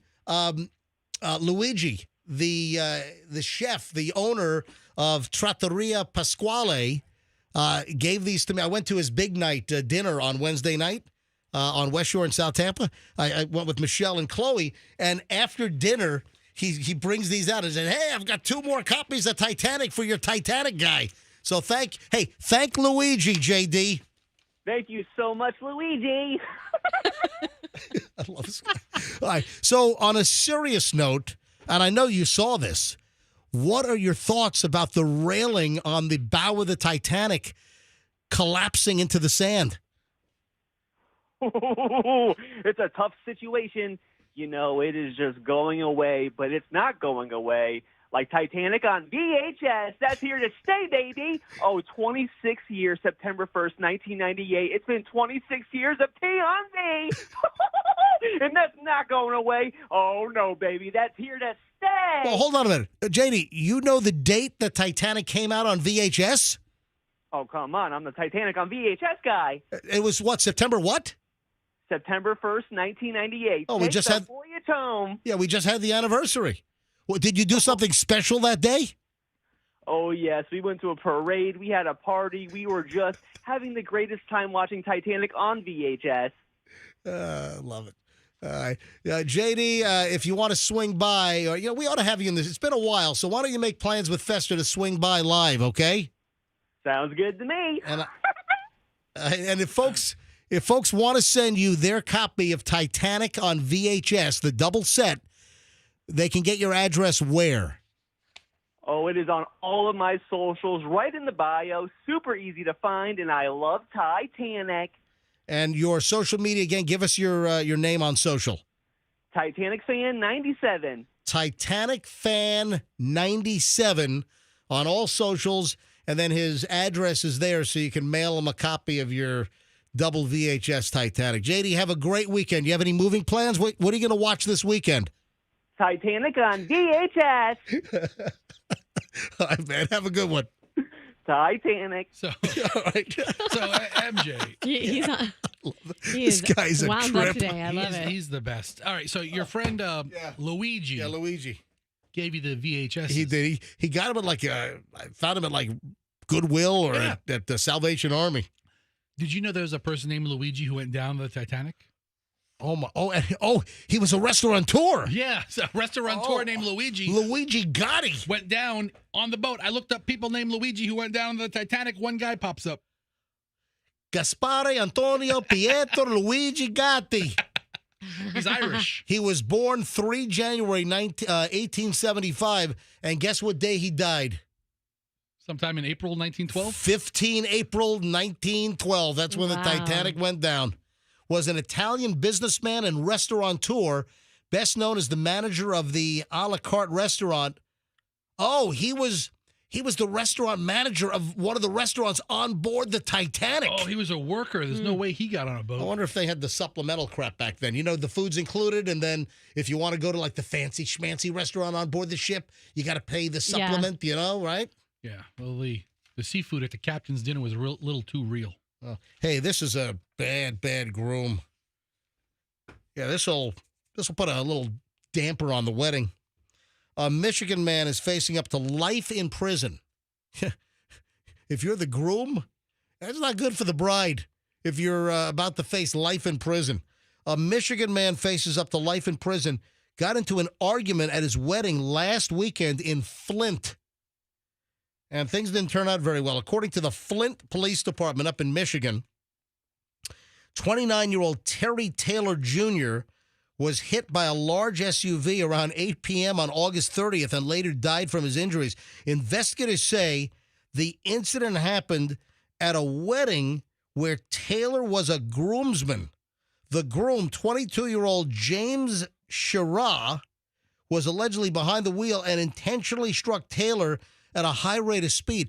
The groom mowed over a groomsman? Oh, no. No. The groom, not a groomsman. No, the groom mowed over a groomsman on his wedding day? The groom, 22-year-old James Shira, it's the groom. It was the guy getting married. He was the driver. The driver was the dude getting married. The groom. Hit the groomsman. Yes. Okay. We're saying the same thing. Okay. Taking a lot of syllable breaks. What the hell? Yeah, the Flint Police Department announced that Shira has been arraigned and charged with second-degree murder, being held without bond. If convicted, faces up to life in prison. Yeah, Shira's bride, 21-year-old Savannah Collier, has been arraigned and charged with serving as an accessory after the fact to a felony. What she try to cover things up? Would she try to destroy evidence? Maybe. What she try to make the big old Suburban disappear or something? Poof. Bye-bye. Yeah, her bond is set at $4,000. Can you imagine? She faces up to 5 years in prison. Well, that's a happy couple right there. So the wedding's on and then over, right? They're in jail. He's in jail for not forever, but for a really long time. Yeah. Oh yeah. Wow. That's nuts. Man, look at these mugshots. She's a looker too. Oh boy, dude. Listen, we've got sensitivity training I said next looker. week. I didn't say what kind of looker. I said looker. It's open to interpretation. All right. Looks like she's looking at the. I better not. Yeah. I don't want to be part of sensitivity training either. And we have this clip from the MJ Morning Show about a young woman from Flint. Look at her. Yeah. Hey, do you have that pizza, Andrew? That pizza commercial. This is weird. Did you see the latest commercial for Domino's? Where Simon Cowell's now been hired. Who, Simon? Yeah, they've hired Simon Cowell to be like a judge and saying the Was he ripping apart? Yeah. Do you remember like a couple of years ago, Domino's did that whole like mea culpa, fall on the pepperoni stick saying, yeah, we know that our pizzas have not been good. You remember that? Yeah. Listen, they get a bad rap. Sometimes their pizza quality is quite a little questionable. Listen, as far as I'm concerned, all right, do Papa John's and Pizza Hut and Domino's, do they fill a certain void? Yes. Am I getting pizzas from those places? No. But listen to this. And they're poking themselves again. And this time they got they're paying Simon Cowell to like judge the pizza. So they've got the Domino's pizza guys. Seriously. Do you have it? All right, hold on, bring up the video so we can watch it. It's several of them. Which one are we watching? Yeah, I'm gonna bring up this one right here. Okay. Yeah, so all right, here we go. Let me bring up the audio and here we go. Someone who isn't afraid to demand perfection. Topping distribution, horrible. Okay, next. That's 1,000,000% no. Noted. It's a definite yes. Now get it in the oven. We're holding your pizza to an All even. right, so they've got the three Domino's employees in the kitchen. Simon's sitting like at a judging table with a microphone in front of his mouth. That's great. And they're bringing the pizzas out. It's like, no, that's 100% no. Yeah, Captain. Here, listen. Someone who Here's the isn't first afraid to pizza. demand perfection. Topping distribution, horrible. Okay, next. That's 1,000,000% no. So 1,000,000%. First one was topping distribution horrible, and then the next pizza, it looked like a 2-year-old made it. But this type of advertising, this like self-deprecate, it must be working for Domino's. I think sales did go up dramatically when didn't they apologize? Didn't they have a commercial? We're sorry for our really crappy pizza over the last couple of years or whatever. Sometimes when a company's just honest with you, you give them a second and third chance. Yeah, but I mean, when you do have an opportunity to get a good slice, you're not going to Domino's. Yeah. But when it's like 6:30 and you got to feed the screaming brats, it's drunk pizza, right? Or you're liquored up and. People have various reasons. There's a reason why a lot of stores are open until 2 a.m. All right, so you're all hammered at home and you're responsible enough to not go out and drive. Then you order Domino's or Papa John's or whatever. It is what it is. Yeah. No, but listen, I mean, when you have really good pizza available, and here in the Tampa Bay area, I've got my handful. Like our buddy, Sardo. Yep. Yeah, we love his pizza. Sardo's got a nice slice. The Nona Slice House is phenomenal. Yeah, I mean the Little Caesars on Fletcher. That's your place. Fantastic. The Violet Stone makes a really nice pie. The Pizza Box in downtown St. Pete, right on Central. That's another solid pizza. The Pizza Hut on Northdale Neighborhood. But so Domino's, I got Andrew saying Chuck E. Cheese in my ear. Ooh, we play video games and have a slice. Ooh, Cece's Pizza Buffet. I heard they have a new pumpkin spice cinnamon roll. Get out, really? Yes. So Do they really? I heard it on one of the commercials on the radio. I think we played it. Hey, Andrew, do you have the Red Lobster jingle? Can you put that up? The Red Lobster. Red Lobster for the seafood lover in you. Guess what? There's great Red Lobster news. Well, not for the locations that close locally. Like, I was going to say, I've heard nothing but not good lobster. I mean, locally, we lost at Ulmerton and Largo. We lost, up in Newport Richie. They just closed Red Lobster up there on 19, right? Mm-hmm. And what about like was the there ones one in Tampa? Yeah, by Busch Gardens? Yeah, I think one off Bruce B. Downs or something. I think that closed, right? Okay. Yeah. I have a Red Lobster booth in my garage. I have one of the Red Lobster booths from the Largo location sitting in my garage right now. When are you going to put it in your kitchen? I don't know. After the remodel. Yeah, we that's another thing. We were talking. We want to remodel the kitchen. I got to find a great remodeler, and hopefully not disrupt our whole lives. But we're listen. It's 19 years. Michelle and I are thinking about just completely reimagining the kitchen, losing the formal dining room and knocking down a wall, and All right. So Red Lobster update, folks. Red Lobster for the seafood lover in you. Oh, it's glorious, they say. Red Lobster is going to exit Chapter 11 bankruptcy soon. So good for Red Lobster. Oh, The other business thing, did you see, this is crazy, that Verizon is buying Frontier now. What? So I was Verizon Fios at my house. You're trying to. Listen. So when Verizon had the phones and the internet in the ground, I'm not talking about Verizon Wireless. Remember, we used to have Verizon. GTE telephone became Verizon. And then that was like the landline phones for the house. And then Fios. We had Verizon Fios. And Verizon sold to Frontier Communications. And now the news broke yesterday that Verizon is now buying Frontier. So let me get this straight. Verizon sold to Frontier, and now they're buying Frontier. So now we're going to have Verizon back. Wow. What? Because that's a switcheroo. Well, the I guess strategy was that Verizon said, you know what? The landlines, and I guess they determined, I don't know why they didn't think that fiber internet going to, hundreds and hundreds of thousands of houses is not profitable, but they decided to get out of that in a lot of markets and just say, hey, our bread and butter, and they're right, our bread and butter are the cell phones. Yeah, right. The cell phone service. But now, if you're Frontier, Verizon's coming back, and it's going to, I'm sure there are going to be some regulatory challenges, but they'll probably the percentage. I think Verizon, as far as fiber and internet, even with the absorption and the purchase of Frontier, it only is about 13% nationwide. So I don't know if that's going to qualify for any antitrust or any kind of blockage of the deal. So I was Verizon, then I was Frontier. Now we're going back to Verizon. Listen, you let me know when Verizon buys Cricket, and then I'll worry about it. There you have it. What time? Oh, 9:21. All right, let me gather all of our top-notch A-list material that I didn't get to, and then we jam that into the final segment here on a Friday. Jam it in. Yeah, we'll jam it in. Gonna jam it all in next here on the MJ Morning Show on Q105. Hey.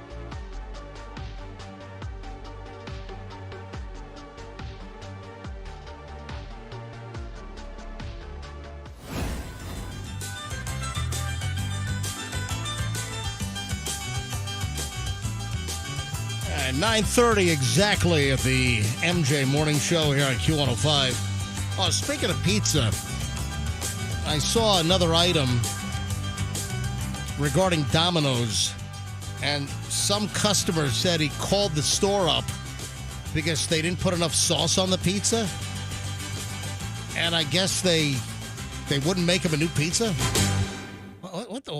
What? Yeah, listen, I'm sure most Domino's would make a pizza again if you don't like the pizza. You would think so. Yeah, just give him a call.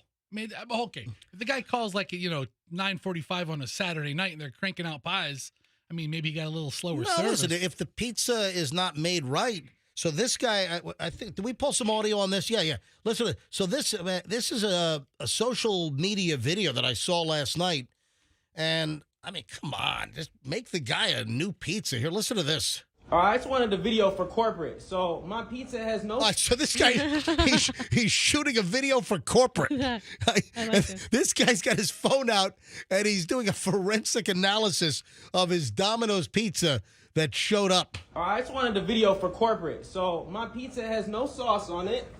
The lady is refusing to make my pizza.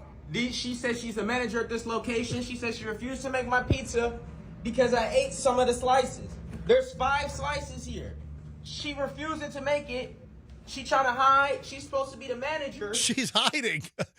So this guy, 3 slices were missing, 5 were left, and this guy said there was virtually no sauce on his pizza, and the manager refused to remake the pizza? I mean, a couple of people take a slice, you know, they Throw throw it it away. away. Yeah, I got 3. It's gone. It's gone. And then you notice, hey, there's like no sauce on this pizza. Just make the guy a freaking new pizza. Hurry up, put some stink on it, man. I just wanted a video to see how ignorant after this lady hung up, made me send her a picture to her phone. Made me send her a picture to her phone. I don't want to text her stupid ass. I don't want to text her ugly ass. And now she want to sit here. Hey, careful, dude. You'll have to take sensitivity training next Thursday at 2 o'clock. All right. Act like I didn't pay for this pizza. I just wanted a pizza. That's it. A pizza with sauce on it. And she told me, she hung up on me and told me I could call corporate. Like I don't stay down the street. She ridiculous. Ignorant as ridiculous. This how you run your store? You can't remake the orders. You up. The pizza you up. You can't remake it. Ridiculous. This Domino's on where we at on Gratiot. Don't come get no pizza from here. They gonna your up and then tell you they can't fix it. Ridiculous. Gonna hang up on me and tell me to call corporate. You call corporate, ugly bitch. All right. Calm down. It's just pizza. This guy's worked up about not enough sauce on his pizza. If it's on Gratiot, that's downtown Detroit. Is that what it is? Yeah, Gratiot. Grash? And Domino's is out of Michigan, right? They were in. What was that guy's name? Monahan? The founder of Domino's, I think his name was like Monahan. Yeah, they were right near Ann Arbor. Didn't that guy make billions of dollars off? Billions and billions. That's where Doug is in Billions. Yeah. So, I know yeah, he's how going. do you know this, MJ? Where do you get these fun facts? Thomas Stephen Monahan. Well, he's a baron of American Founded industry. Domino's Pizza. I just there's certain things I know. Yeah, I mean, I'm sorry if you're devoid of just basic knowledge. Yeah, he also owned the Detroit Tigers. Yeah, that's right. The Domino's Pizza that I go to, there's a picture of Mr. Moynihan on the wall. No, not Moynihan, Monahan. Whatever the hell his name is. Moynihan was a politician. And it's also yeah. Oh, and isn't it Bridget Moynihan, Tom's ex, Tom Brady's ex? Wow. Is she Moynihan? Yeah, see, I'll bring a Moynihan to the party. All right, so we got a Moynihan and a Monahan. Yeah. And we got a lack of sauce on the pizza. In Gratiot. On Gratiot. Roxanne thought that he dropped the S-bomb. I did. What's the name of the street? Gratiot. Oh, I was like, Gratiot Avenue. Somebody missed It's a one. major road in Detroit. Is that how you pronounce it? Yeah, Gratiot. Tell you what. Detroit has a lot of French influence. Detroit has really good pizza. So for me, it's the style of pizza that you get up in New York. My favorite is a classic slice like a Joe's on Carmine, a L'Industrie, either the Brooklyn or the new West Village. Mama's too does a great job. Great. So, I mean, you ought to see my pizza list. I mean, there are some great spots. But even in New York, there's pizza that sucks. A lot of people think you can go to New York and all the pizza's good. That is not true. There is some really, really crappy pizza. If you're near JFK, you got to go to New Park Pizza. If you're in Brooklyn, you got to go to Luigi's on Fifth Avenue in Brooklyn. I mean, I have about 100 places probably that are really, really good. I've got a list for all the boroughs: Long Island, Westchester, Jersey. Folks, I'm a pizza nut, and all this Detroit talk is making me hungry. And locally, the Detroit slice at the Nona Slice House is amazing. I do like a really good Detroit pizza as well. Yeah, I do too. I mention this every time we talk about it. Yeah.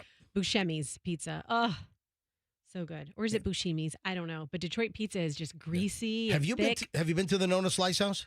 No, I want to. And you know what's funny, MJ? Go get the Detroit pizza at the Nona Slice House, and then also their Michelle's favorite is the Old World Margarita, which is a phenomenal pizza as well. I love it.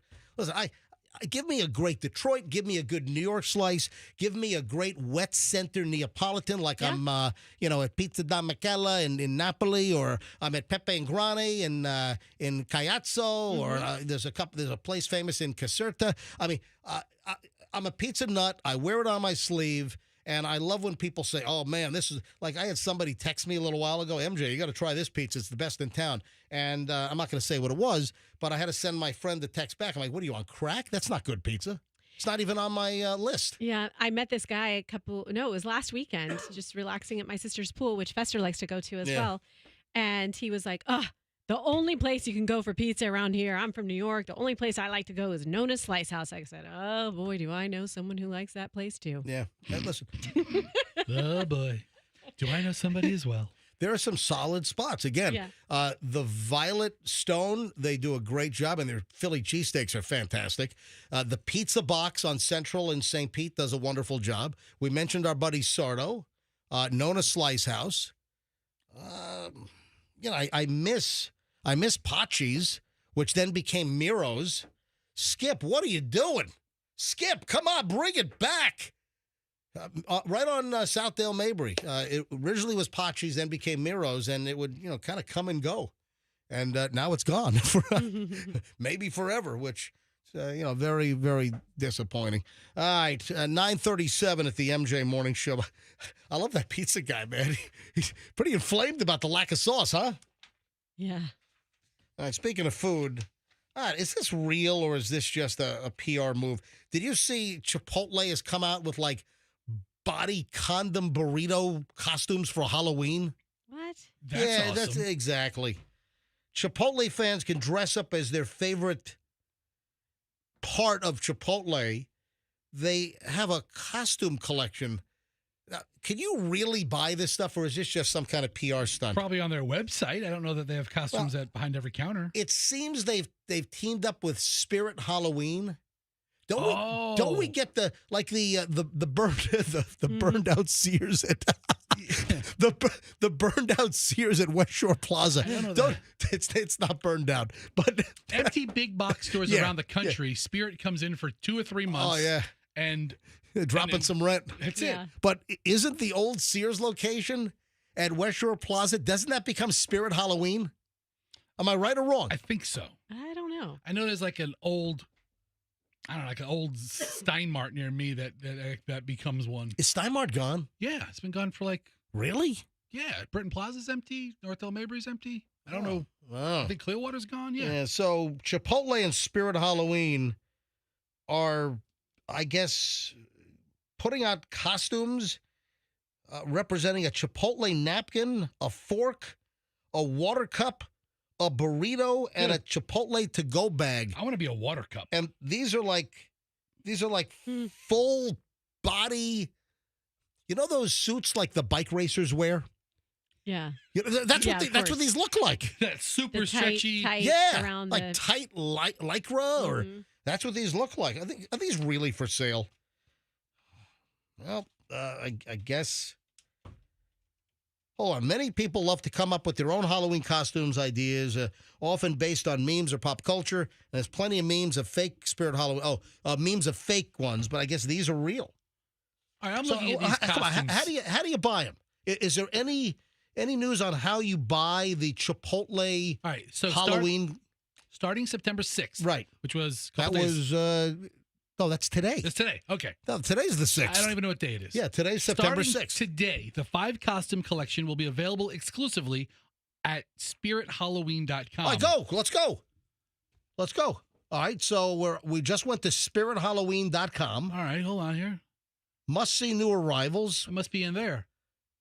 Shop now. Where the hell is it? Why wouldn't they have it front and center on their page?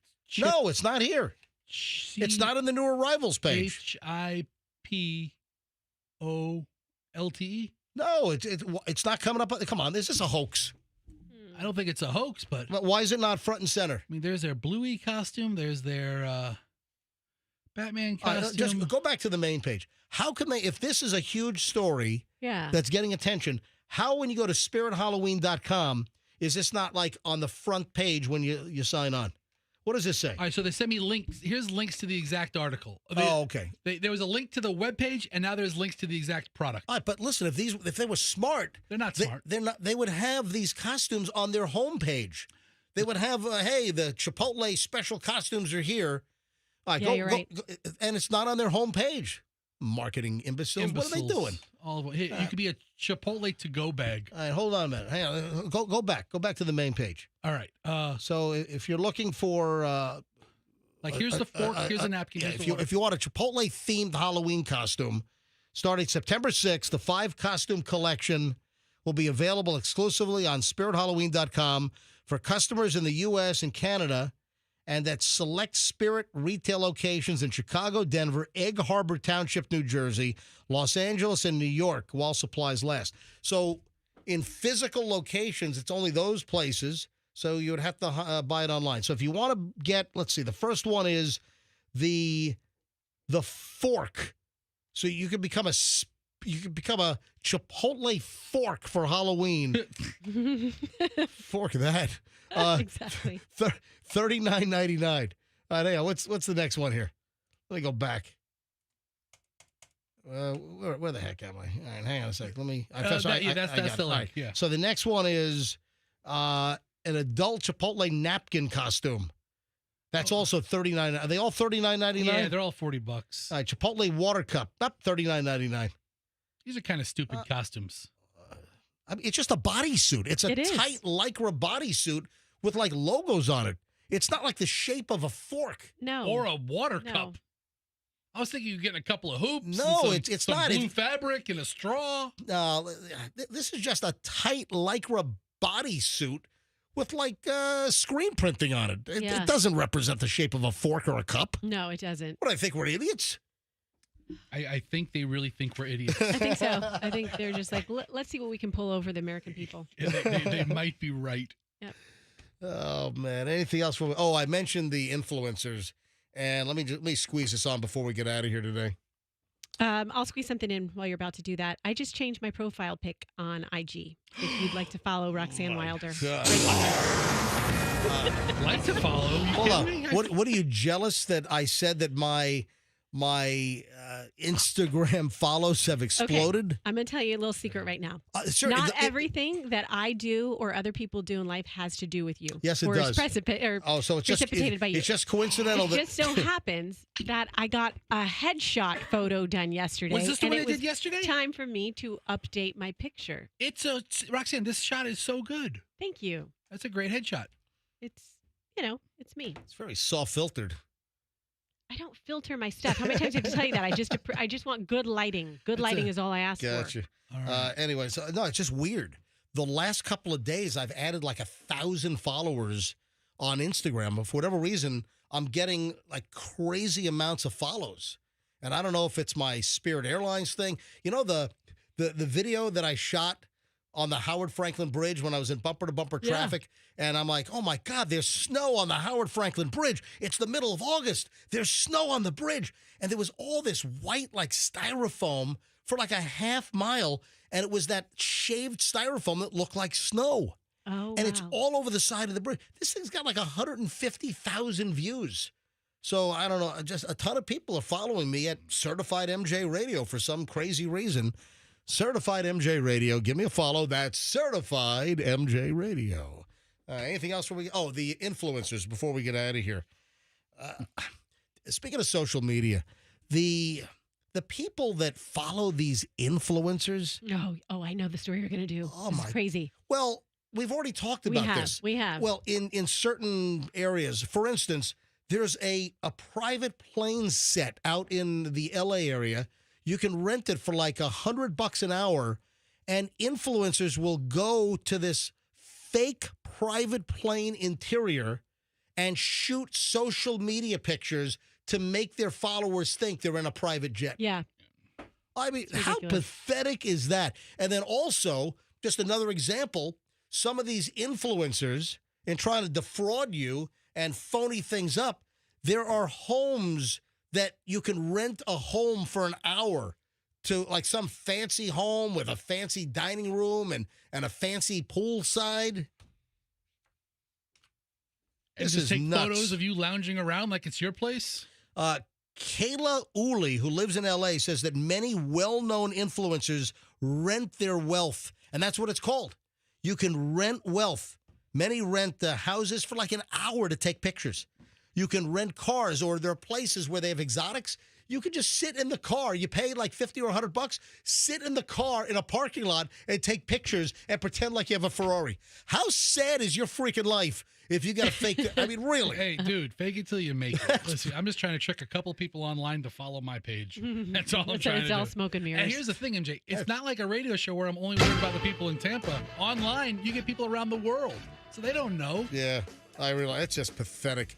So is the influencer that you follow online, are they totally faking everything? I'll tell you right now. And they don't own any of that crap. They're renting it for 15 minutes or half an hour to take some pictures, and they're trying to dupe you up good like you're a Momo. If you're following me and you see me on top of a Lambo, 1, I'm leaving a dent. 2, I'm faking it.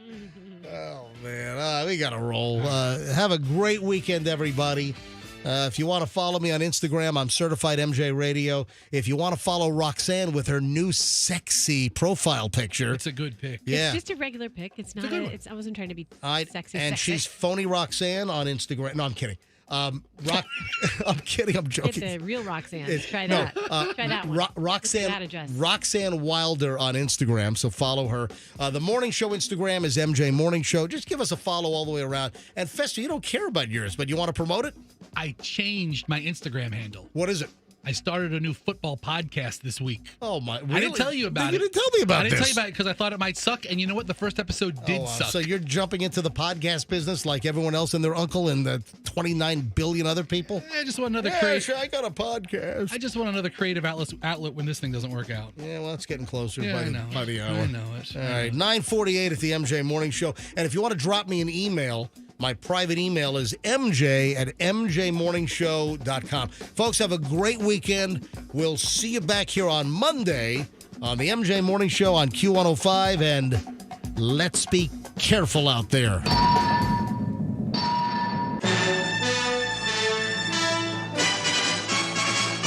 Oh, and catch me on Spirit Airlines tomorrow morning. Download the app now. Get the Q105 app and listen to us anywhere. Powered by Anajar and Levine Accident Attorneys. Call 1-800-747...